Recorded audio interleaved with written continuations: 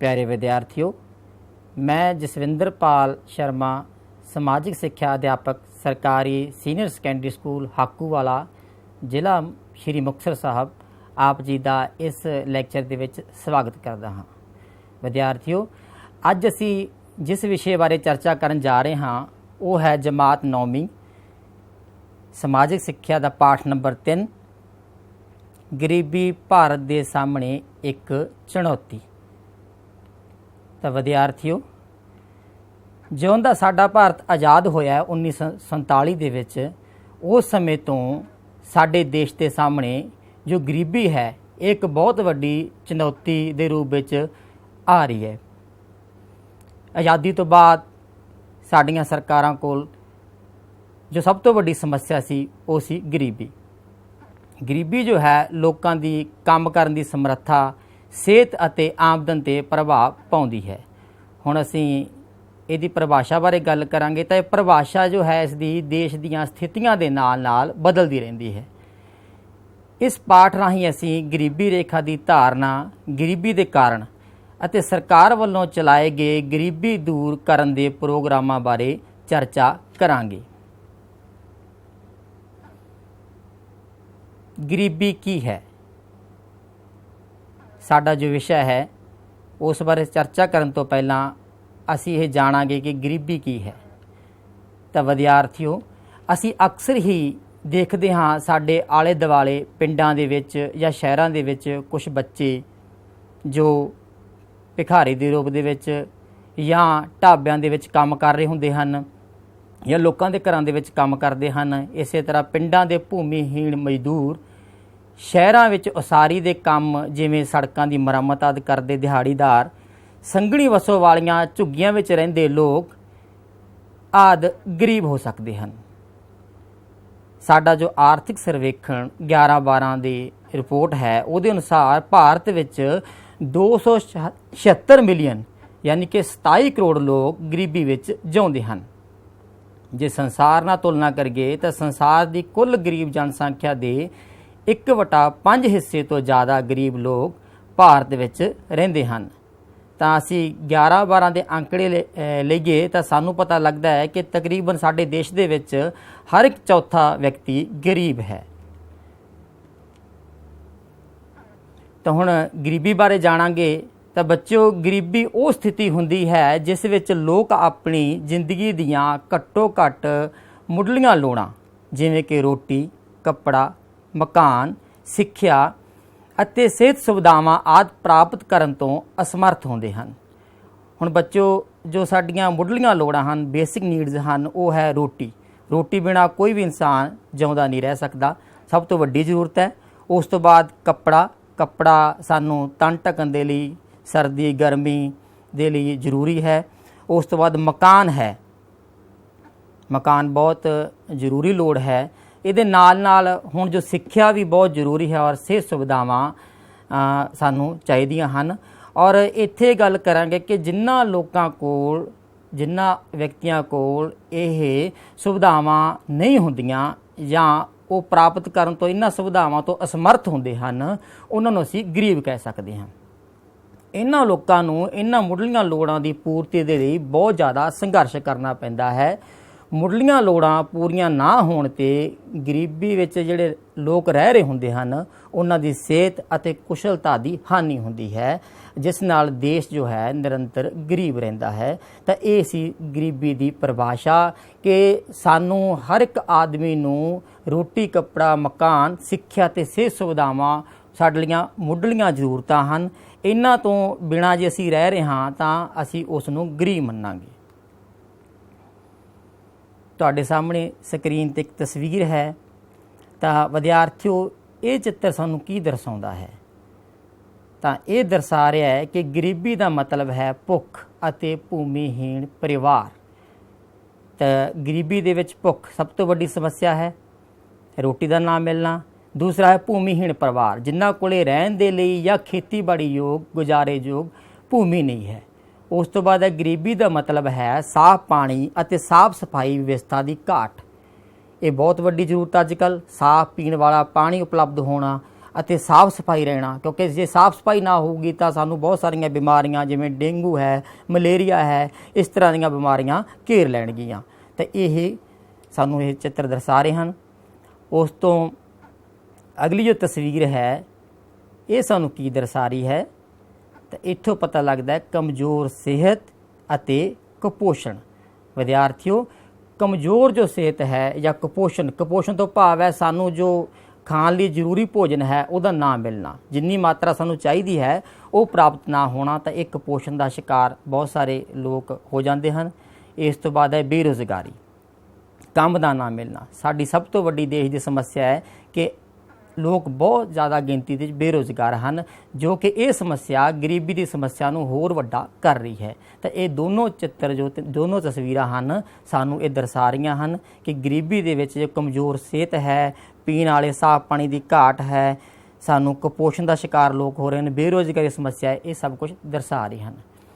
ਇਸ ਤੋਂ ਬਾਅਦ ਅਸੀਂ ਗਰੀਬੀ ਦੇ ਮਾਪਦੰਡ ਬਾਰੇ ਵਿਚਾਰ ਕਰਾਂਗੇ ਕਿ ਗਰੀਬੀ ਦਾ ਮਾਪਦੰਡ ਕੀ ਹੈ। ਤਾਂ ਵਿਦਿਆਰਥੀਓ, ਗਰੀਬੀ ਦੇ ਦੋ ਮਾਪਦੰਡ ਹਨ। ਪਹਿਲਾ ਹੈ ਸਾਪੇਖ ਗਰੀਬੀ, ਦੂਸਰਾ ਹੈ ਨਿਰਪੇਖ ਗਰੀਬੀ। ਆਓ ਇਹਨਾਂ ਬਾਰੇ ਚਰਚਾ ਕਰੀਏ। ਸਾਪੇਖ ਗਰੀਬੀ, ਤਾਂ ਵਿਦਿਆਰਥੀਓ ਇਸ ਦੀ ਮੈਂ ਪਰਿਭਾਸ਼ਾ ਪੜ੍ਹਾਂਗਾ ਕਿ ਸਾਪੇਖ ਗਰੀਬੀ ਵਿੱਚ ਵੱਖ-ਵੱਖ ਖੇਤਰਾਂ ਜਾਂ ਦੇਸ਼ਾਂ ਦੀਆਂ ਆਰਥਿਕ ਸਥਿਤੀਆਂ ਦੀ ਤੁਲਨਾ ਕੀਤੀ ਜਾਂਦੀ ਹੈ। ਪ੍ਰਤੀ ਵਿਅਕਤੀ ਆਮਦਨ ਅਤੇ ਰਾਸ਼ਟਰੀ ਆਮਦਨ ਸਾਪੇਖ ਗਰੀਬੀ ਦੇ ਦੋ ਸੂਚਕ ਹਨ। ਇਸ ਤਰ੍ਹਾਂ ਸਾਪੇਖ ਗਰੀਬੀ ਦਾ ਭਾਵ ਦੇਸ਼ ਦੀ ਰਾਸ਼ਟਰੀ ਆਮਦਨ ਦੀ ਵੱਖ-ਵੱਖ ਵਿਅਕਤੀਆਂ ਅਤੇ ਪਰਿਵਾਰਾਂ ਵਿੱਚ ਵੰਡ ਹੈ। ਤਾਂ ਸਿੱਧੇ ਤੌਰ 'ਤੇ ਅਸੀਂ ਕਹਾਂਗੇ ਕਿ ਜੋ ਸਾਪੇਖ ਗਰੀਬੀ ਹੈ ਉਸ ਵਿਅਕਤੀ ਨੂੰ ਸਾਪੇਖ ਗਰੀਬ ਕਿਹਾ ਜਾਏਗਾ ਜੋ ਪ੍ਰਤੀ ਵਿਅਕਤੀ ਆਮਦਨ ਅਤੇ ਰਾਸ਼ਟਰੀ ਆਮਦਨ ਦੇ ਵਿਚਕਾਰਲਾ ਜੋ ਉਹਦਾ ਬੈਲੈਂਸ ਹੈ ਉਸ ਨੂੰ ਸਾਪੇਖ ਗਰੀਬ ਕਿਹਾ ਜਾਏਗਾ। ਉਸ ਤੋਂ ਬਾਅਦ ਦੂਸਰਾ ਹੈ ਨਿਰਪੇਖ ਗਰੀਬੀ। ਨਿਰਪੇਖ ਗਰੀਬੀ ਤੋਂ ਭਾਵ ਕਿਸੇ ਦੇਸ਼ ਦੀ ਆਰਥਿਕ ਸਥਿਤੀ ਨੂੰ ਧਿਆਨ ਵਿੱਚ ਰੱਖਦੇ ਹੋਏ ਆਮਦਨ ਅਤੇ ਉਪਭੋਗ ਦੇ ਪੱਧਰ ਤੋਂ ਹੈ। ਜੇਕਰ ਇੱਕ ਵਿਅਕਤੀ ਵੱਲੋਂ ਰੋਜ਼ਾਨਾ ਲਈ ਜਾਣ ਵਾਲੀ ਕੈਲੋਰੀ ਦੀ ਮਾਤਰਾ ਨਿਰਧਾਰਤ ਕੈਲੋਰੀ ਦੀ ਮਾਤਰਾ 2100 ਤੋਂ 2400 ਕੈਲੋਰੀ ਪ੍ਰਤੀ ਦਿਨ ਤੋਂ ਘੱਟ ਹੈ ਤਾਂ ਮਨੁੱਖ ਨਿਰਪੇਖ ਗਰੀਬ ਹੈ। ਤਾਂ ਵਿਦਿਆਰਥੀਓ, ਨਿਰਪੇਖ ਗਰੀਬ ਕੌਣ ਹੋਇਆ? ਜਿਸ ਵਿਅਕਤੀ ਨੂੰ ਜੋ ਰੋਜ਼ਾਨਾ ਉਸ ਦੇ ਭੋਜਨ ਦੀ ਮਾਤਰਾ 'ਚ ਕੈਲੋਰੀ ਦੀ ਮਾਤਰਾ ਹੈ ਉਹ 2100 ਤੋਂ 2400 ਕੈਲੋਰੀ ਤੋਂ ਘੱਟ ਪਾਈ ਜਾਂਦੀ ਹੈ, ਤਾਂ ਉਸ ਵਿਅਕਤੀ ਨੂੰ ਅਸੀਂ ਨਿਰਪੇਖ ਗਰੀਬ ਕਹਾਂਗੇ। ਤਾਂ ਇਸ ਪ੍ਰਕਾਰ ਨਿਰਪੇਖ ਤੋਂ ਭਾਵ ਹੈ ਗਰੀਬੀ ਦਾ ਉਹ ਮਾਪ ਜਿਸ ਵਿੱਚ ਉਪਭੋਗ ਦਾ ਘੱਟੋ ਘੱਟ ਪੱਧਰ ਅਤੇ ਪ੍ਰਤੀ ਵਿਅਕਤੀ ਵੱਲੋਂ ਉਪਭੋਗ ਕੀਤੀ ਕੈਲੋਰੀ ਨੂੰ ਧਿਆਨ ਵਿੱਚ ਰੱਖਿਆ ਜਾਂਦਾ ਹੈ। ਹੁਣ ਅਸੀਂ ਗੱਲ ਕਰਾਂਗੇ ਕਿ ਇਸ ਪਰਿਭਾਸ਼ਾ ਦੇ ਆਧਾਰ 'ਤੇ ਭਾਰਤ ਦੀ ਲਗਭਗ 39% ਜਨਸੰਖਿਆ ਪੂਰਨ ਤੌਰ 'ਤੇ ਗਰੀਬ ਹੈ। ਹੁਣ ਅਸੀਂ ਵਿਦਿਆਰਥੀਓ ਸ਼ਹਿਰੀ ਗਰੀਬੀ ਅਤੇ ਪੇਂਡੂ ਗਰੀਬੀ ਦੇ ਉਦਾਹਰਨਾਂ ਨਾਲ ਗਰੀਬੀ ਵਾਲੀ ਸਥਿਤੀ ਬਾਰੇ ਹੋਰ ਜਾਣਕਾਰੀ ਪ੍ਰਾਪਤ ਕਰਾਂਗੇ। ਤਾਂ ਸਭ ਤੋਂ ਪਹਿਲਾਂ ਅਸੀਂ ਗੱਲ ਕਰਾਂਗੇ ਪੇਂਡੂ ਗਰੀਬੀ ਦੀ। ਤੁਸੀਂ ਇਹ ਤਸਵੀਰ ਦੇਖ ਰਹੇ ਹੋ, ਖੇਤਾਂ ਦੇ ਵਿੱਚ ਕੁਝ ਲੋਕ ਝੁੱਗੀਆਂ ਦੇ ਵਿੱਚ, ਝੌਂਪੜੀਆਂ ਦੇ ਵਿੱਚ ਰਹਿ ਰਹੇ ਹਨ, ਤਾਂ ਇਹ ਲੋਕ ਗਰੀਬ ਹਨ। ਤਾਂ ਅਸੀਂ ਹੁਣ ਪੇਂਡੂ ਗਰੀਬੀ ਬਾਰੇ ਚਰਚਾ ਕਰਦੇ ਹਾਂ। ਤੁਹਾਡੀ ਕਿਤਾਬ ਦੇ ਵਿੱਚ ਪੇਂਡੂ ਗਰੀਬੀ ਬਾਰੇ ਇੱਕ ਉਦਾਹਰਣ ਦਿੱਤੀ ਗਈ ਹੈ ਕਿ ਪੰਜਾਬ ਦੇ ਇੱਕ ਪਿੰਡ ਵਿੱਚ ਭੋਲਾ ਨਾਂ ਦਾ ਵਿਅਕਤੀ ਆਪਣੇ ਪਰਿਵਾਰ ਨਾਲ ਰਹਿੰਦਾ ਹੈ। ਇੱਕ ਜ਼ਿਮੀਂਦਾਰ ਦੇ ਫਾਰਮ ਵਿੱਚ ਦਿਨ ਦੀ ਸਖਤ ਮਿਹਨਤ ਤੋਂ ਬਾਅਦ ਉਸਨੇ ਅਤੇ ਉਸਦੇ ਪੁੱਤਰ ਨੇ 60 ਰੁਪਏ ਰੋਜ਼ਾਨਾ ਦੇ ਕਮਾਉਣੇ ਸ਼ੁਰੂ ਕੀਤੇ। ਉਸ ਲਈ ਪਰਿਵਾਰ ਦੇ 8 ਮੈਂਬਰਾਂ ਵਾਸਤੇ ਰੋਟੀ ਅਤੇ ਕੱਪੜੇ ਦਾ ਪ੍ਰਬੰਧ ਕਰਨਾ ਮੁਸ਼ਕਿਲ ਸੀ। ਇਸ ਲਈ ਉਸ ਦੀ ਪਤਨੀ ਨੇ ਕੁਝ ਘਰਾਂ ਵਿੱਚ ਘਰੇਲੂ ਕੰਮ ਕਰਨਾ ਸ਼ੁਰੂ ਕਰ ਦਿੱਤਾ ਅਤੇ ਬਦਲੇ ਵਿੱਚ ਉਸਨੇ ਥੋੜ੍ਹੀ ਕਣਕ ਜਾਂ ਚਾਵਲ, ਸਬਜ਼ੀਆਂ ਅਤੇ 100 ਰੁਪਏ ਪ੍ਰਤੀ ਮਹੀਨਾ ਪ੍ਰਾਪਤ ਕੀਤੇ। ਉਹ ਫਾਰਮ ਵਿੱਚ ਇੱਕ ਝੁੱਗੀ ਵਿੱਚ ਰਹਿੰਦੇ ਹਨ। ਉਸ ਦਾ ਇੱਕ ਪੁੱਤਰ ਸਾਈਕਲ ਮੁਰੰਮਤ ਦੁਕਾਨ 'ਤੇ ਸਹਾਇਕ ਵਜੋਂ ਕੰਮ ਕਰਦਾ ਹੈ ਅਤੇ ਦੂਜਾ ਪੁੱਤਰ ਜ਼ਿਮੀਂਦਾਰ ਦੇ ਘਰੇਲੂ ਪਸ਼ੂਆਂ ਦੀ ਦੇਖਭਾਲ ਕਰਦਾ ਹੈ। ਇਸ ਨਾਲ ਭੋਲੇ ਦੇ ਪਰਿਵਾਰ ਦੀ ਪ੍ਰਤੀ ਮਹੀਨਾ ਆਮਦਨ ਵਿੱਚ ਹੋਰ 300 ਰੁਪਏ ਦਾ ਵਾਧਾ ਹੋਇਆ। ਉਸ ਦੀ ਵੱਡੀ ਧੀ ਘਰ ਵਿੱਚ ਛੋਟੇ ਬੱਚਿਆਂ ਦੀ ਦੇਖਭਾਲ ਕਰਦੀ ਹੈ। ਉਹਨਾਂ ਕੋਲ ਫਟੇ ਪੁਰਾਣੇ ਕੱਪੜੇ ਹੀ ਹਨ। ਬੱਚਿਆਂ ਨੂੰ ਜ਼ਰੂਰਤ ਤੋਂ ਘੱਟ ਭੋਜਨ ਮਿਲਦਾ ਹੈ ਅਤੇ ਕੋਈ ਵੀ ਬੱਚਾ ਸਕੂਲ ਨਹੀਂ ਜਾਂਦਾ। ਜੁੱਤੀਆਂ, ਸਾਬਣ, ਤੇਲ ਆਦਿ ਪਰਿਵਾਰ ਲਈ ਆਰਾਮਦਾਇਕ ਵਸਤੂਆਂ ਹਨ। ਤਾਂ ਵਿਦਿਆਰਥੀਓ, ਇਹ ਇੱਕ ਪੇਂਡੂ ਗਰੀਬੀ ਦੀ ਉਦਾਹਰਨ ਹੈ ਕਿ ਪੇਂਡੂ ਜੀਵਨ ਦੇ ਵਿੱਚ ਜੋ ਲੋਕ ਹਨ ਜਿਨ੍ਹਾਂ ਕੋਲ ਕਮਾਈ ਦੇ ਬਹੁਤ ਘੱਟ ਸਾਧਨ ਹਨ, ਭੂਮੀਹੀਣ ਲੋਕ ਹਨ ਉਹ ਕਿਸ ਤਰ੍ਹਾਂ ਆਪਦਾ ਗੁਜ਼ਾਰਾ ਕਰਦੇ ਹਨ। ਇਹ ਗਰੀਬ ਪਰਿਵਾਰ ਦੀ ਉਦਾਹਰਨ ਹੈ ਜਿਸ ਦੀ ਸਾਰੀ ਫੈਮਿਲੀ ਛੋਟੇ ਛੋਟੇ ਕੋਈ ਕੰਮ ਕਰਕੇ ਆਪਦੀ ਰੋਜ਼ਮर्रा ਦੀਆਂ ਜ਼ਰੂਰਤਾਂ ਨੂੰ ਪੂਰਾ ਕਰਦੀ ਹੈ। ਇਸ ਤੋਂ ਬਾਅਦ ਅਸੀਂ ਗੱਲ ਕਰਾਂਗੇ ਸ਼ਹਿਰੀ ਗਰੀਬੀ ਦੀ। ਇਸ ਤਸਵੀਰ ਦੇ ਵਿੱਚ ਤੁਸੀਂ ਦੇਖ ਰਹੇ ਹੋ, ਤੁਸੀਂ ਅਕਸਰ ਹੀ ਸ਼ਹਿਰਾਂ ਦੇ ਵਿੱਚ ਵੱਡੇ ਵੱਡੇ ਸ਼ਹਿਰਾਂ ਦੇ ਦੇਖਿਆ ਹੋਵੇਗਾ ਕਿ ਕੁਛ ਸਲਾਮੀ ਏਰੀਆ ਝੁੱਗੀਆਂ ਝੋਪੜੀਆਂ ਸ਼ਹਿਰਾਂ ਦੇ ਵਿੱਚ ਹੁੰਦੀਆਂ ਹਨ, ਉੱਥੇ ਕਾਫੀ ਸਾਰੇ ਲੋਕ ਰਹਿ ਰਹੇ ਹੁੰਦੇ ਹਨ। ਤਾਂ ਉਹ ਇੱਕ ਸ਼ਹਿਰੀ ਗਰੀਬੀ ਦਾ ਦ੍ਰਿਸ਼ ਪੇਸ਼ ਕਰ ਰਹੇ ਹੁੰਦੇ ਹਨ।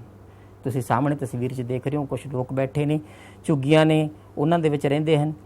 ਤਾਂ ਇਹਦੀ ਉਦਾਹਰਨ ਹੈ ਸ਼ਹਿਰੀ ਗਰੀਬੀ ਦੀ ਤੁਹਾਡੀ ਕਿਤਾਬ ਦੇ ਵਿੱਚ ਕਿ ਸੁਰਿੰਦਰ ਸਿੰਘ ਦਾ ਨਾਂ ਦਾ ਵਿਅਕਤੀ ਸ਼ਹਿਰ ਦੀ ਇੱਕ ਫੈਕਟਰੀ ਵਿੱਚ ਦਿਹਾੜੀਦਾਰ ਮਜ਼ਦੂਰ ਹੈ। ਹੁਣ ਜੇ ਪਿੰਡ ਦੀ ਗੱਲ ਕਰਾਂਗੇ ਤਾਂ ਖੇਤ 'ਚ ਕੰਮ ਕਰ ਰਿਹਾ, ਔਰ ਸ਼ਹਿਰ ਦੀ ਗੱਲ ਕਰਾਂਗੇ ਤਾਂ ਫੈਕਟਰੀ ਦੇ ਵਿੱਚ ਕੋਈ ਕੰਮ ਕਰ ਰਿਹਾ। ਜਦੋਂ ਉਸ ਨੂੰ ਕੰਮ ਮਿਲਦਾ ਹੈ ਤਾਂ ਉਹ ਇੱਕ ਮਹੀਨੇ ਵਿੱਚ ਲਗਭਗ 1000 ਰੁਪਏ ਕਮਾ ਲੈਂਦਾ ਹੈ। ਉਸ ਦੀ ਪਤਨੀ ਜੀਤੋ ਅਤੇ ਉਸ ਦੀ ਵੱਡੀ ਬੇਟੀ ਵੀ ਕੁਝ ਘਰਾਂ ਵਿੱਚ ਸਫਾਈ ਦਾ ਕੰਮ ਕਰਕੇ 800 ਰੁਪਏ ਪ੍ਰਤੀ ਹੋਰ ਕਮਾ ਲੈਂਦੀਆਂ ਹਨ। ਇਸ ਦੇ ਨਾਲ ਉਹ ਆਪਣੇ ਪਰਿਵਾਰ ਲਈ 2 ਵਕਤ ਦੇ ਭੋਜਨ ਦਾ ਪ੍ਰਬੰਧ ਕਰ ਲੈਂਦੇ ਹਨ। ਉਸ ਦਾ ਪਰਿਵਾਰ 2 ਕਮਰਿਆਂ ਵਾਲੇ ਕਿਰਾਏ ਦੇ ਮਕਾਨ ਵਿੱਚ ਰਹਿੰਦਾ ਹੈ ਅਤੇ ਇਹ ਘਰ ਬਹੁਤ ਖਸਤਾ ਹਾਲਤ ਵਿੱਚ ਹੈ। ਉਸ ਦੀ ਮਾਤਾ ਬਜ਼ੁਰਗ ਹੈ ਅਤੇ ਉਸ ਦੇ ਬਿਮਾਰ ਪਿਤਾ ਦਾ ਇਲਾਜ ਨਾ ਹੋਣ ਕਾਰਨ ਮੌਤ ਹੋ ਗਈ। ਉਸ ਦੀ 10 ਸਾਲਾਂ ਦੀ ਬੇਟੀ ਘਰ ਵਿੱਚ ਆਪਣੇ ਛੋਟੇ ਭੈਣ ਭਰਾਵਾਂ ਦੀ ਸੰਭਾਲ ਕਰਦੀ ਹੈ। ਕੋਈ ਵੀ ਬੱਚਾ ਸਕੂਲ ਨਹੀਂ ਗਿਆ।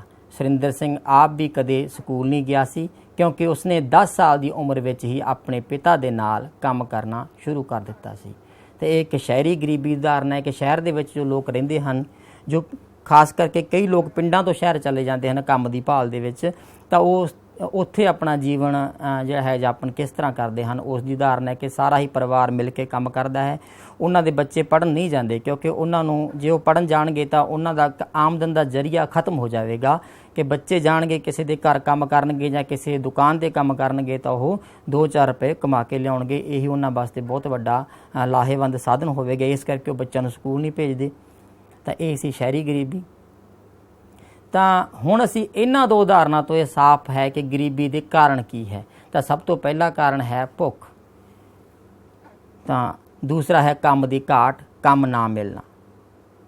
ਤੀਸਰਾ ਹੈ ਅਨਿਯਮਿਤ ਰੁਜ਼ਗਾਰ ਦਾ ਨਿਯਮਿਤ ਨਾ ਹੋਣਾ, ਰੈਗੂਲਰ ਨਾ ਹੋਣਾ। ਜਿਵੇਂ ਕਿ ਅਸੀਂ ਖੇਤਾਂ ਦੇ ਵਿੱਚ ਦੇਖ ਲੈਂਦੇ ਹਾਂ ਕਿ ਮੌਸਮੀ ਜੋ ਹੈ ਕਈ ਵਾਰ ਨਰਮਾ ਕਪਾਹ ਦੇ ਮੌਸਮ ਦੇ ਵਿੱਚ ਲੋਕਾਂ ਨੂੰ ਕੰਮ ਪ੍ਰਾਪਤ ਮਿਲਦਾ ਹੈ, ਜਾਂ ਦੇਖੋ ਕੋਈ ਫਸਲ ਹੈ ਜਿਵੇਂ ਫਰੂਟ ਦੇ ਬਾਗ ਹੁੰਦੇ ਹਨ ਤਾਂ ਇੱਕ ਨਿਸ਼ਚਿਤ ਮੌਸਮ ਦੇ ਵਿੱਚ ਹੀ ਕੰਮ ਮਿਲਦਾ ਹੈ। ਤਾਂ ਇਹ ਕੰਮ ਪੱਕਾ ਨਹੀਂ ਹੁੰਦਾ, ਕਦੇ ਕੰਮ ਮਿਲਣਾ ਕਦੇ ਨਾ ਮਿਲਣਾ, ਇਹ ਵੀ ਬਹੁਤ ਵੱਡਾ ਕਾਰਨ ਹੈ। ਚੌਥਾ ਹੈ ਚੰਗੀ ਸਿਹਤ ਲਈ ਸਹੂਲਤਾਂ ਦੀ ਕਮੀ। ਪੰਜਵਾਂ ਸਾਫ਼ ਪਾਣੀ ਅਤੇ ਸਾਫ਼ ਵਿਵਸਥਾ ਦੀ ਘਾਟ ਕਾਰਨ ਮਾੜੀ ਸਿਹਤ ਰਹਿਣ ਦੇ ਹਾਲਾਤ ਪੈਦਾ ਹੋਣਾ। ਛੇਵਾਂ ਬੱਚਿਆਂ ਨੂੰ ਸਕੂਲ ਭੇਜਣ ਵਿੱਚ ਅਸਮਰਥ ਹੋਣਾ। ਸੱਤਵਾਂ ਵੱਡੇ ਪਰਿਵਾਰ ਹੋਣੇ ਤਾਂ ਜੋ ਛੋਟੇ ਬੱਚਿਆਂ ਤੋਂ ਕੰਮ ਕਰਵਾ ਕੇ ਪਰਿਵਾਰ ਦੀਆਂ ਲੋੜਾਂ ਪੂਰੀਆਂ ਕਰਨੀਆਂ। ਤਾਂ ਇਹ ਹੈ ਕਿ ਵੱਡੇ ਪਰਿਵਾਰ ਹੁੰਦੇ ਨੇ, ਅਕਸਰ ਹੀ ਕਾਫੀ ਵੱਡੇ ਪਰਿਵਾਰ ਹੁੰਦੇ ਹਨ, ਉਹਨਾਂ ਦੇ ਵਿੱਚ ਸਾਰੇ ਹੀ ਜੋ ਲੋਕ ਬੱਚੇ ਵੀ ਕੰਮ ਕਰਦੇ ਹਨ, ਮਾਤਾ ਪਿਤਾ ਵੀ ਕੰਮ ਕਰਦੇ ਹਨ। ਇਸੇ ਕਰਕੇ ਜੇ ਬੱਚੇ ਸਕੂਲ ਨਹੀਂ ਜਾਂਦੇਗੇ ਤਾਂ ਇਹ ਹੈ ਉਹਨਾਂ ਦੇ ਕਾਰਨ। ਅਗਲਾ ਗਰੀਬੀ ਰੇਖਾ। ਤਾਂ ਵਿਦਿਆਰਥੀਓ, ਸਾਨੂੰ ਕੀ ਪਤਾ ਲੱਗੇ ਕਿ ਕੌਣ ਗਰੀਬ ਹੈ ਔਰ ਕੌਣ ਗਰੀਬ ਨਹੀਂ ਹੈ। ਤੇ ਇਸ ਲਈ ਜੋ ਸਾਡੀ ਸਰਕਾਰ ਹੈ ਉਸਨੇ ਇੱਕ ਲਾਈਨ ਤਿਆਰ ਕਰੀ, ਗਰੀਬੀ ਰੇਖਾ ਜਿਹਨੂੰ ਕਹਿੰਦੇ ਆ, ਪਾਵਰਟੀ ਲਾਈਨ। ਤਾਂ ਇਹਦੀ ਆਪਾਂ ਪਰਿਭਾਸ਼ਾ ਪੜ੍ਹਾਂਗੇ ਕਿ ਜ਼ਿੰਦਗੀ ਦੀਆਂ ਬੁਨਿਆਦੀ ਲੋੜਾਂ ਨੂੰ ਪੂਰਾ ਕਰਨ ਲਈ ਲੋੜੀਂਦੀ ਨਿਊਨਤਮ ਆਮਦਨ ਨੂੰ ਮਾਪਣ ਦੀ ਵਿਧੀ ਨੂੰ ਗਰੀਬੀ ਰੇਖਾ ਕਹਿੰਦੇ ਹਨ। ਇਹ ਮਨੁੱਖੀ ਲੋੜਾਂ ਦੇ ਘੱਟੋ ਘੱਟ ਪੱਧਰ ਨੂੰ ਸੰਤੁਸ਼ਟ ਕਰਨ ਦੀ ਸਮਰੱਥਾ ਨੂੰ ਦਰਸਾਉਂਦੀ ਹੈ। ਗਰੀਬੀ ਰੇਖਾ ਤੋਂ ਥੱਲੇ ਰਹਿਣ ਵਾਲੇ ਲੋਕਾਂ ਨੂੰ ਗਰੀਬ ਕਿਹਾ ਜਾਂਦਾ ਹੈ। ਉਸ ਮਨੁੱਖ ਨੂੰ ਗਰੀਬ ਮੰਨਿਆ ਜਾਂਦਾ ਹੈ ਜੇਕਰ ਉਸ ਦੀ ਆਮਦਨ ਜਾਂ ਉਪਭੋਗ ਦਾ ਪੱਧਰ ਮੁੱਢਲੀਆਂ ਜ਼ਰੂਰਤਾਂ ਨੂੰ ਪੂਰਾ ਕਰਨ ਲਈ ਦਿੱਤੇ ਗਏ ਜ਼ਰੂਰੀ ਪੱਧਰ ਤੋਂ ਹੇਠਾਂ ਹੁੰਦਾ ਹੈ। ਤਾਂ ਸਾਨੂੰ ਇਸ ਤੋਂ ਇਹ ਪਤਾ ਲੱਗਿਆ ਕਿ ਪਾਵਰਟੀ ਲਾਈਨ ਜਾਂ ਗਰੀਬੀ ਰੇਖਾ ਉਹ ਰੇਖਾ ਹੈ ਜਦੋਂ ਕੋਈ ਆਦਮੀ ਜਿਹੜਾ ਹੈ ਆਪਦੀਆਂ ਮੁੱਢਲੀਆਂ ਲੋੜਾਂ ਪੂਰੀਆਂ ਨਹੀਂ ਕਰ ਸਕਦਾ ਗਾ, ਤਾਂ ਉਸ ਨੂੰ ਅਸੀਂ ਪਾਵਰਟੀ ਲਾਈਨ ਗਰੀਬੀ ਰੇਖਾ ਤੋਂ ਹੇਠਾਂ ਮੰਨਾਂਗੇ। ਔਰ ਜੋ ਵਿਅਕਤੀ ਜਾਂ ਆਦਮੀ ਪਰਿਵਾਰ ਆਪਦੀਆਂ ਬੁਨਿਆਦੀ ਲੋੜਾਂ ਪੂਰੀਆਂ ਕਰ ਸਕਦਾ ਹੈ, ਜੋ ਉਹਦੇ ਆਮਦਨ ਦੇ ਸਾਧਨ ਹਨ ਉਹਨਾਂ ਤੋਂ ਆਪਦੀਆਂ ਜੋ ਲੋੜਾਂ ਨੇ ਉਹਨਾਂ ਨੂੰ ਪੂਰੀਆਂ ਕਰ ਸਕਦਾ ਹੈ, ਤਾਂ ਉਸ ਨੂੰ ਗਰੀਬੀ ਰੇਖਾ ਤੋਂ ਉੱਪਰ ਕਵਾਂਗੇ। ਤਾਂ ਇੱਕ ਰੇਖਾ ਹੈ ਜਿਸ ਤੋਂ ਸਾਨੂੰ ਪਤਾ ਲੱਗਦਾ ਹੈ ਕਿ ਕੌਣ ਗਰੀਬ ਹੈ ਤੇ ਕੌਣ ਗਰੀਬ ਨਹੀਂ ਹੈ। 2011-12 ਦੇ ਅੰਕੜਿਆਂ ਦੀ ਗੱਲ ਕਰੀਏ ਤਾਂ ਪਿੰਡਾਂ ਦੇ ਇਸ ਆਧਾਰ ਤੇ ਜੋ ਪਿੰਡਾਂ ਦੇ ਉਹ ਲੋਕ ਗਰੀਬ ਹਨ ਜਿਨ੍ਹਾਂ ਦਾ ਉਪਭੋਗ ਖਰਚਾ ਪ੍ਰਤੀ ਵਿਅਕਤੀ ਪ੍ਰਤੀ ਮਹੀਨਾ 816 ਰੁਪਏ ਤੋਂ ਘੱਟ ਹੈ, ਕਿ ਪਿੰਡਾਂ ਦੇ ਉਹ ਲੋਕ ਜਿਨ੍ਹਾਂ ਦਾ ਪ੍ਰਤੀ ਮਹੀਨੇ ਜੋ ਉਹਨਾਂ ਦਾ ਉਪਭੋਗ ਖਰਚਾ ਹੈ ਉਹ 816 ਰੁਪਏ ਤੋਂ ਘੱਟ ਹੈ ਤਾਂ ਉਹਨੂੰ ਅਸੀਂ ਗਰੀਬ ਮੰਨਦੇ ਹਾਂ, ਤੇ ਸ਼ਹਿਰਾਂ ਦੇ ਵਿੱਚ ਇਹ ਖਰਚਾ 1000 ਰੁਪਏ ਪ੍ਰਤੀ ਮਹੀਨਾ ਪ੍ਰਤੀ ਵਿਅਕਤੀ ਤੋਂ ਘੱਟ ਹੈ। ਇਸ ਤਰ੍ਹਾਂ ਜੇ ਆਪਾਂ ਇਸ ਉਦਾਹਰਨ ਦੀ ਗੱਲ ਕਰੀਏ ਤਾਂ ਜੇ ਕਿਸੇ ਪਰਿਵਾਰ ਕੋਲੇ 5 ਜੀ ਹਨ ਤਾਂ ਸ਼ਹਿਰਾਂ ਦੇ ਵਿੱਚ ਘੱਟੋ ਘੱਟ 5000 ਰੁਪਏ ਤੇ ਪਿੰਡਾਂ ਦੇ ਵਿੱਚ 4000 ਤੇ 80 ਰੁਪਏ ਜਿਹੜਾ ਘੱਟੋ ਘੱਟ ਪ੍ਰਤੀ ਵਿਅਕਤੀ ਪ੍ਰਤੀ ਮਹੀਨਾ ਜੋ ਉਹਦਾ ਉਪਭੋਗ ਖਰਚਾ ਹੈ। ਇਹ ਬਹੁਤ ਹੀ ਘੱਟ ਹੈ ਅੱਜ ਕੱਲ੍ਹ ਦੇ ਜ਼ਮਾਨੇ ਦੇ ਵਿੱਚ, ਪਰ ਤੁਸੀਂ ਸੋਚ ਕੇ ਦੇਖੋ ਕਿ ਬਹੁਤ ਸਾਰੇ ਪਰਿਵਾਰ ਇਹੋ ਜਿਹੇ ਹਨ ਜਿਨ੍ਹਾਂ ਨੂੰ ਇਹ ਖਰਚਾ ਵੀ ਪ੍ਰਾਪਤ ਨਹੀਂ ਹੁੰਦਾ, ਇਦੋਂ ਘੱਟ ਖਰਚਾ ਹੈ। ਗਰੀਬੀ ਰੇਖਾ ਦੇ ਅਨੁਮਾਨ ਦੇ ਦੌਰਾਨ ਭੋਜਨ ਦੀ ਜ਼ਰੂਰਤ ਦਾ ਵਰਤਮਾਨ ਫਾਰਮੂਲਾ ਲੋੜੀਂਦੀ ਕੈਲੋਰੀ 'ਤੇ ਨਿਰਭਰ ਹੈ। ਹੁਣ ਅਸੀਂ ਭਾਰਤ ਵਿੱਚ ਭੋਜਨ ਦੀ ਅਸਵੀਕਾਰਤਾ ਕੈਲੋਰੀ ਦੀ ਜ਼ਰੂਰਤ ਪੇਂਡੂ ਖੇਤਰਾਂ ਵਿੱਚ 2400 ਕੈਲੋਰੀ ਔਰ ਪ੍ਰਤੀ ਵਿਅਕਤੀ ਪ੍ਰਤੀ ਦਿਨ ਹੁੰਦੀ ਹੈ, ਔਰ ਸ਼ਹਿਰਾਂ ਦੇ ਵਿੱਚ 2100 ਕੈਲੋਰੀ ਪ੍ਰਤੀ ਵਿਅਕਤੀ ਪ੍ਰਤੀ ਦਿਨ ਹੈ। ਤਾਂ ਇਸ ਤਰ੍ਹਾਂ ਸ਼ਹਿਰਾਂ ਤੇ ਪਿੰਡਾਂ ਦਾ ਫਰਕ ਹੈ ਕੈਲੋਰੀ ਦਾ। ਇਹ ਫਰਕ ਇਸ ਲਈ ਹੈ ਕਿਉਂਕਿ ਜੋ ਪਿੰਡਾਂ ਦੇ ਲੋਕ ਹਨ ਉਹ ਸਰੀਰਕ ਤੌਰ 'ਤੇ ਮਿਹਨਤ ਜ਼ਿਆਦਾ ਕਰਦੇ ਹਨ, ਉਹਨਾਂ ਨੂੰ ਜ਼ਿਆਦਾ ਜ਼ਰੂਰਤ ਹੁੰਦੀ ਹੈ, ਔਰ ਸ਼ਹਿਰਾਂ ਦੇ ਲੋਕਾਂ ਨੂੰ ਮਤਲਬ ਵੀ ਉਹ ਸਰੀਰਕ ਤੌਰ 'ਤੇ ਮਿਹਨਤ ਘੱਟ ਕਰਦੇ, ਇਸ ਕਰਕੇ ਉਹਨੂੰ ਘੱਟ ਕੈਲੋਰੀ ਦੀ ਜ਼ਰੂਰਤ ਹੁੰਦੀ ਹੈ। ਹਾਲਾਂਕਿ ਜੋ ਕੈਲੋਰੀ ਦੀਆਂ ਜ਼ਰੂਰਤਾਂ ਉਮਰ, ਲਿੰਗ ਤੇ ਕੰਮ ਦੀ ਕਿਸਮ ਦੇ ਨਾਲ ਬਦਲਦੀਆਂ ਰਹਿੰਦੀਆਂ ਹਨ। ਠੀਕ ਹੈ ਜੀ, ਤਾਂ ਇਸ ਤਰ੍ਹਾਂ ਸਾਨੂੰ ਪਤਾ ਲੱਗਿਆ ਕਿ ਸ਼ਹਿਰਾਂ ਤੇ ਪਿੰਡ ਦੇ ਲੋਕਾਂ ਨੂੰ ਕਿੰਨੇ ਕੈਲੋਰੀ ਭੋਜਨ ਦੀ ਲੋੜ ਹੁੰਦੀ ਹੈ। National sample survey organisation NSSO ਸਧਾਰਨ ਤੌਰ 'ਤੇ ਹਰ 5 ਸਾਲਾਂ ਬਾਅਦ ਸੈਂਪਲ ਸਰਵੇਖਣ ਕਰਕੇ ਗਰੀਬੀ ਰੇਖਾ ਦਾ ਅਨੁਮਾਨ ਲਗਾਉਂਦੀ ਹੈ, ਪਾਵਰਟੀ ਲਾਈਨ ਦਾ। ਹੁਣ NSSO ਦੇ ਵਰਤਮਾਨ ਅਨੁਮਾਨ ਇਹ ਦਰਸਾਉਂਦੇ ਹੈ ਕਿ ਹਾਲੇ ਵੀ ਭਾਰਤ ਦੀ ਜਿਹੜੀ ਕੁੱਲ ਜਨਸੰਖਿਆ ਹੈ 22% ਹਿੱਸਾ ਉਹਦਾ ਗਰੀਬੀ ਰੇਖਾ ਤੋਂ ਥੱਲੇ ਹੈ। ਹੁਣ ਤੁਹਾਨੂੰ ਇੱਕ ਗੱਲ ਹੋਰ ਦੱਸਣੀ ਚਾਹਾਂਗਾ ਕਿ ਹਰ ਦੇਸ਼ ਦੀਆਂ ਜੋ ਮੁੱਢਲੀਆਂ ਲੋੜਾਂ ਹਨ ਉਹ ਇੱਕ ਦੇਸ਼ ਤੋਂ ਦੂਜੇ ਦੇਸ਼ਾਂ ਦੀਆਂ ਭਿੰਨ ਹੁੰਦੀਆਂ ਹਨ। ਜੇ ਅਸੀਂ ਆਪ ਦੀ ਗੱਲ ਕਰੀਏ ਤਾਂ ਸਾਡੇ ਦੇਸ਼ ਦੀਆਂ ਜੋ ਮੁੱਢਲੀਆਂ ਲੋੜਾਂ ਹਨ ਉਹਨਾਂ ਵਿੱਚ ਰੋਟੀ, ਕੱਪੜਾ ਤੇ ਮਕਾਨ 3 ਬੇਸਿਕ ਨੀਡਸ ਸਾਡੀਆਂ। ਪਰ ਜੇ ਅਮਰੀਕਾ ਦੀ ਗੱਲ ਕਰੀਏ ਤਾਂ ਉੱਥੇ ਜੋ ਹੈ ਜਿਸ ਕੋਲ ਕਾਰ ਨਹੀਂ ਹੈ ਉਹਨੂੰ ਗਰੀਬ ਮੰਨਿਆ ਜਾਂਦਾ ਹੈ, ਪਰ ਜੋ ਕਾਰ ਸਾਡੇ ਸੁੱਖ ਸੁਵਿਧਾ ਦਾ ਸਾਧਨ ਹੈ, ਨਾ ਕਿ ਸਾਡੀ ਬੇਸਿਕ ਨੀਡ। ਇਸ ਤਰ੍ਹਾਂ ਹਰ ਇੱਕ ਦੇਸ਼ ਦੀ ਬੇਸਿਕ ਨੀਡਸ ਜਿਹੜੀਆਂ ਮੁੱਢਲੀਆਂ ਜ਼ਰੂਰਤਾਂ ਹੈ, ਲੋੜਾਂ ਹੈ, ਉਹ ਵੱਖ-ਵੱਖ ਹੁੰਦੀਆਂ ਹਨ। ਗਰੀਬੀ ਦੇ ਸੂਚਕ: ਅਨਪੜ੍ਹਤਾ ਦਰ, ਕੁਪੋਸ਼ਣ, ਸਿਹਤ ਸੇਵਾਵਾਂ ਦੀ ਕਮੀ, ਰੋਜ਼ਗਾਰ ਦੇ ਅਵਸਰਾਂ ਦੀ ਕਮੀ, ਪੀਣ ਵਾਲੇ ਸਾਫ਼ ਪਾਣੀ ਦੀ ਕਮੀ ਆਦਿ ਇਹ ਗਰੀਬੀ ਦੇ ਸੂਚਕ ਹਨ। ਇੱਥੋਂ ਪਤਾ ਲੱਗਦਾ ਹੈ ਕਿ ਗਰੀਬੀ ਹੈ। ਜੇ ਸਿਹਤ ਸੇਵਾਵਾਂ ਦੀ ਕਮੀ ਹੈ, ਕੁਪੋਸ਼ਣ ਦਰ ਵੱਧ ਰਹੀ ਹੈ, ਅਨਪੜ੍ਹਤਾ ਦੀ ਦਰ ਵੱਧ ਰਹੀ ਹੈ, ਰੋਜ਼ਗਾਰ ਦੇ ਵਿੱਚ ਜੋ ਅਵਸਰ ਹੈ ਉਹ ਨਹੀਂ ਮਿਲ ਰਹੇ, ਰੋਜ਼ਗਾਰ ਦੀ ਕਮੀ ਆ ਰਹੀ ਹੈ, ਬੇਰੁਜ਼ਗਾਰ ਲੋਕ ਜ਼ਿਆਦਾ ਹਨ, ਪੀਣ ਵਾਲਾ ਸਾਫ਼ ਪਾਣੀ ਉਪਲਬਧ ਨਹੀਂ ਹੈ, ਤਾਂ ਸਾਨੂੰ ਪਤਾ ਲੱਗ ਰਿਹਾ ਹੈ ਕਿ ਇੱਥੇ ਗਰੀਬੀ ਸਾਡੀ ਸ਼ੋ ਹੁੰਦੀ ਹੈ। ਪੇਂਡੂ ਅਤੇ ਸ਼ਹਿਰੀ ਗਰੀਬੀ ਦੇ ਦਿੱਤੇ ਉਦਾਹਰਨਾਂ ਨੂੰ ਪੜ੍ਹਨ ਤੋਂ ਬਾਅਦ ਗਰੀਬੀ ਦੇ ਹੇਠਲੇ ਕੇ ਕਾਰਨਾਂ 'ਤੇ ਸਾਨੂੰ ਪਤਾ ਲੱਗਦਾ ਹੈ ਕਿ ਭੂਮੀਹੀਣ ਪਰਿਵਾਰ ਨੇ ਸਾਡੇ ਬਹੁਤ ਜ਼ਿਆਦਾ, ਪਰਿਵਾਰ ਦਾ ਵੱਡਾ ਆਕਾਰ ਹੋਣਾ, ਬੇਰੁਜ਼ਗਾਰੀ ਹੈ, ਅਨਪੜ੍ਹਤਾ, ਕਮਜ਼ੋਰ ਸਿਹਤ ਤੇ ਕੁਪੋਸ਼ਣ, ਇਹ ਕੁਝ ਕਾਰਨ ਹਨ। ਗਰੀਬੀ ਦੇ ਅਨੁਮਾਨ: ਹੁਣ ਅਸੀਂ ਅਨੁਮਾਨਾਂ ਦੀ ਗੱਲ ਕਰਾਂਗੇ ਤਾਂ ਇਹਦੇ ਵਿੱਚ ਹੈ ਪੇਂਡੂ ਸ਼ਹਿਰੀ ਅਨੁਮਾਨ। ਸਭ ਤੋਂ ਪਹਿਲਾਂ ਤਾਂ ਜੋ ਗਰੀਬੀ ਰੇਖਾ ਤੋਂ ਥੱਲੇ ਰਹਿਣ ਵਾਲੇ ਲੋਕਾਂ ਦੀ ਪ੍ਰਤੀਸ਼ਤਤਾ ਪਿਛਲੇ 2 ਦਹਾਕਿਆਂ ਵਿੱਚ ਘਟੀ ਹੈ। ਪੇਂਡੂ ਗਰੀਬੀ ਸ਼ਹਿਰੀ ਗਰੀਬੀ ਨਾਲੋਂ ਘੱਟ ਗਤੀ ਨਾਲ ਘਟ ਰਹੀ ਹੈ, ਜਦੋਂ ਕਿ ਦੋਨਾਂ ਵਿੱਚ ਸਮੇਂ ਦੇ ਨਾਲ ਕਮੀ ਆਈ ਹੈ। ਹੁਣ ਅਸੀਂ ਇਹ ਸਾਰਣੀ 3.1 ਪੜ੍ਹਾਂਗੇ। ਇਹ 2013-14 ਦਾ ਜੋ ਆਰਥਿਕ ਸਰਵੇਖਣ ਹੈ ਉਹਦੇ ਅਨੁਸਾਰ ਵਿਦਿਆਰਥੀਓ ਦੇਖੋ, ਸਾਲ 1993-94 ਦੇ ਵਿੱਚ ਪੇਂਡੂ ਜੋ ਗਰੀਬੀ ਦਾ ਅਨੁਪਾਤ ਸੀ ਪ੍ਰਤੀਸ਼ਤ ਵਿੱਚ 50.1% ਔਰ ਸ਼ਹਿਰੀ ਸੀ 31.8%, ਯਾਨੀ ਕਿ ਕੁੱਲ ਸੀ 44.3%। 2004-05 ਦੇ ਵਿੱਚ ਪੇਂਡੂ ਗਰੀਬੀ ਅਨੁਪਾਤ ਘਟ ਕੇ 41.8% ਹੋ ਗਿਆ ਔਰ ਸ਼ਹਿਰੀ 25.7%, ਕੁੱਲ ਸੀ 37.2%। ਉਸ ਤੋਂ ਬਾਅਦ 11-12 ਦੇ ਸਰਵੇਖਣ ਦੇ ਵਿੱਚ ਹੋਰ ਇਹਦੇ ਵਿੱਚ ਜੋ ਗਰੀਬੀ ਦਾ ਅਨੁਪਾਤ ਘਟਿਆ, ਪੇਂਡੂ 25.7%, ਸ਼ਹਿਰੀ 13.7% ਤੇ ਹੁਣ ਜੋ ਕੁੱਲ ਹੈ 21.92%। ਇਸ ਤਰ੍ਹਾਂ ਲਗਾਤਾਰ ਜੋ ਹੈ ਆਰਥਿਕ ਸਰਵੇਖਣ ਸਾਨੂੰ ਦੱਸਦਾ ਹੈ ਕਿ ਲਗਾਤਾਰ ਗਰੀਬੀ ਦੇ ਵਿੱਚ ਜੋ ਹੈ ਇਹ ਘਟਾਵ ਆ ਰਿਹਾ ਹੈ, ਘਟ ਰਹੀ ਹੈ। ਅੰਤਰਰਾਜੀ ਅਸਮਾਨਤਾ: ਹੁਣ ਜਿਵੇਂ ਕਿ ਹਰ ਇੱਕ ਦੇਸ਼ ਦੇ ਵਿੱਚ ਜੋ ਹੈ ਗਰੀਬੀ ਦਾ ਜੋ ਹੈ ਅਸਮਾਨਤਾ ਪਾਈ ਜਾਂਦੀ ਹੈ, ਇਸੇ ਤਰ੍ਹਾਂ ਸਾਡੇ ਰਾਜਾਂ ਦੇ ਵਿੱਚ ਵੀ ਅਸਮਾਨਤਾ ਪਾਈ ਜਾਂਦੀ ਹੈ। ਭਾਰਤ ਦਾ ਜੋ ਹਰੇਕ ਰਾਜ ਹੈ ਉੱਥੇ ਗਰੀਬ ਲੋਕਾਂ ਦਾ ਅਨੁਪਾਤ ਇੱਕ ਸਮਾਨ ਨਹੀਂ ਹੈ, ਹਰ ਇੱਕ ਜਗ੍ਹਾ ਅਲੱਗ-ਅਲੱਗ ਹੈ। ਜੇ ਪੰਜਾਬ ਦੀ ਗੱਲ ਕਰੀਏ ਤਾਂ ਪੰਜਾਬ ਨੇ ਗਰੀਬੀ ਨੂੰ ਬਹੁਤ ਘੱਟ ਕੀਤਾ ਹੈ। ਇਸ ਦਾ ਬਹੁਤ ਵੱਡਾ ਕਾਰਨ ਹੈ ਕਿ ਪੰਜਾਬ ਦੇ ਵਿੱਚ ਹਰੀ ਕ੍ਰਾਂਤੀ ਆਉਣ ਤੋਂ ਬਾਅਦ ਖੇਤੀਬਾੜੀ ਦੇ ਵਿੱਚ ਉਤਪਾਦਨ ਦੇ ਵਿੱਚ ਵਾਧਾ ਹੋਇਆ, ਲੋਕਾਂ ਨੂੰ ਕੰਮ ਮਿਲਿਆ, ਬੇਰੁਜ਼ਗਾਰੀ ਘਟੀ। ਇਸ ਤਰ੍ਹਾਂ ਕਰਕੇ ਜੋ ਗਰੀਬੀ ਦਾ ਜੋ ਪੱਧਰ ਸੀ ਉਹ ਨੀਵਾਂ ਹੋ ਗਿਆ, ਲੋਕ ਵਿਕਸਿਤ ਹੋ ਗਏ। ਤਾਂ ਇਹ ਹਜੇ ਵੀ ਜਿਹੜਾ ਗਰੀਬੀ ਆ ਉਹ ਬਿਹਾਰ, ਅਸਾਮ, ਮੱਧ ਪ੍ਰਦੇਸ਼, ਉੱਤਰ ਪ੍ਰਦੇਸ਼ ਦੇ ਵਿੱਚ ਜ਼ਿਆਦਾ ਹੈ ਅਤੇ ਉਸ ਦਾ ਜੋ ਹੈ ਅਨੁਪਾਤ ਬਹੁਤ ਜ਼ਿਆਦਾ ਹੈ। ਅਸੀਂ ਇਹ ਗ੍ਰਾਫ ਵੇਖਾਂਗੇ। ਇਸ ਗ੍ਰਾਫ ਦੇ ਵਿੱਚ ਗਰੀਬੀ ਪ੍ਰਤੀਸ਼ਤ ਦੇ ਵਿੱਚ ਦੱਸੀ ਗਈ ਹੈ। ਇਹ 2011-12 ਦੌਰਾਨ ਚੁਣੇ ਹੋਏ ਰਾਜਾਂ ਵਿੱਚ ਗਰੀਬੀ ਦਾ ਅਨੁਪਾਤ ਹੈ। ਆਰਥਿਕ ਸਰਵੇਖਣ 2013-14 ਦੇਖੋਗੇ ਟੌਪ ਮੋਸਟ ਤੁਹਾਡਾ ਬਿਹਾਰ ਹੈ, ਬਿਹਾਰ ਦੇ ਵਿੱਚ ਸਭ ਤੋਂ ਜ਼ਿਆਦਾ ਗਰੀਬੀ ਹੈ। ਉਸ ਦੇ ਨਾਲ ਹੀ ਉੜੀਸਾ, ਯਾਨੀ ਕਿ 2 ਰਾਜ ਸਭ ਤੋਂ ਜ਼ਿਆਦਾ ਜੇ ਭਾਰਤ ਦੇ ਵਿੱਚ ਗਰੀਬੀ ਬਿਹਾਰ ਅਤੇ ਉੜੀਸਾ ਦੇ ਵਿੱਚ ਪਾਈ ਜਾਂਦੀ ਹੈ। ਔਰ ਪੰਜਾਬ ਲਾਸਟ ਤੋਂ ਤੀਜੇ ਨੰਬਰ 'ਤੇ ਆ, ਔਰ ਉਸ ਤੋਂ ਬਾਅਦ ਸਭ ਤੋਂ ਘੱਟ ਗਰੀਬੀ ਕੇਰਲਾ ਦੇ ਵਿੱਚ ਪਾਈ ਜਾਂਦੀ ਹੈ। ਅਤੇ ਇਹਨਾਂ ਜੋ ਰਾਜਾਂ ਨੇ ਹਜੇ ਵੀ ਕੰਮ ਕਰ ਰਹੇ ਹਨ ਅਤੇ ਆਪਦੀ ਜੋ ਗਰੀਬੀ ਦੇ ਅਨੁਪਾਤ ਨੂੰ ਆਪਦੇ ਰਿਸੋਰਸਾਂ ਦੇ ਨਾਲ, ਕੋਸ਼ਿਸ਼ਾਂ ਦੇ ਨਾਲ ਘੱਟ ਕੀਤਾ ਹੈ। ਵਿਸ਼ਵ ਵਿਆਪੀ ਗਰੀਬੀ, ਤਾਂ ਹੁਣ ਅਸੀਂ ਰਾਜ ਤੋਂ ਬਾਅਦ ਵਿਸ਼ਵ ਦੀ ਗੱਲ ਕਰਾਂਗੇ ਕਿ ਗਰੀਬੀ ਸਿਰਫ ਭਾਰਤ ਵਾਸਤੇ ਨਹੀਂ ਪਰੰਤੂ ਵਿਸ਼ਵ ਵਾਸਤੇ ਵੀ ਚੁਣੌਤੀ ਹੈ, ਜਿੱਥੇ ਕਈ ਕਰੋੜ ਲੋਕ ਆਪਣੀਆਂ ਮੁੱਖ ਲੋੜਾਂ ਨੂੰ ਪੂਰਾ ਕਰਨ ਤੋਂ ਅਸਮਰਥ ਹਨ। ਗਰੀਬੀ ਦਾ ਅਨੁਪਾਤ ਵੱਖ-ਵੱਖ ਦੇਸ਼ਾਂ ਵਿੱਚ ਵੱਖ-ਵੱਖ ਹੈ। ਬਹੁਤ ਗਰੀਬੀ ਵਿੱਚ ਰਹਿ ਰਹੇ ਲੋਕਾਂ ਦਾ ਵੱਧ ਅਨੁਪਾਤ ਵਿਕਸਿਤ ਦੇਸ਼ਾਂ ਦੀ ਵਿਕਾਸਸ਼ੀਲ ਦੇਸ਼ਾਂ ਦੇ ਨਾਲੋਂ ਘੱਟ ਹੈ। ਸਧਾਰਨ ਤੌਰ 'ਤੇ ਵਿਸ਼ਵ ਵਿਆਪੀ ਪੱਧਰ 'ਤੇ ਗਰੀਬੀ ਵਿੱਚ ਤੇਜ਼ੀ ਨਾਲ ਗਿਰਾਵਟ ਆਈ ਹੈ।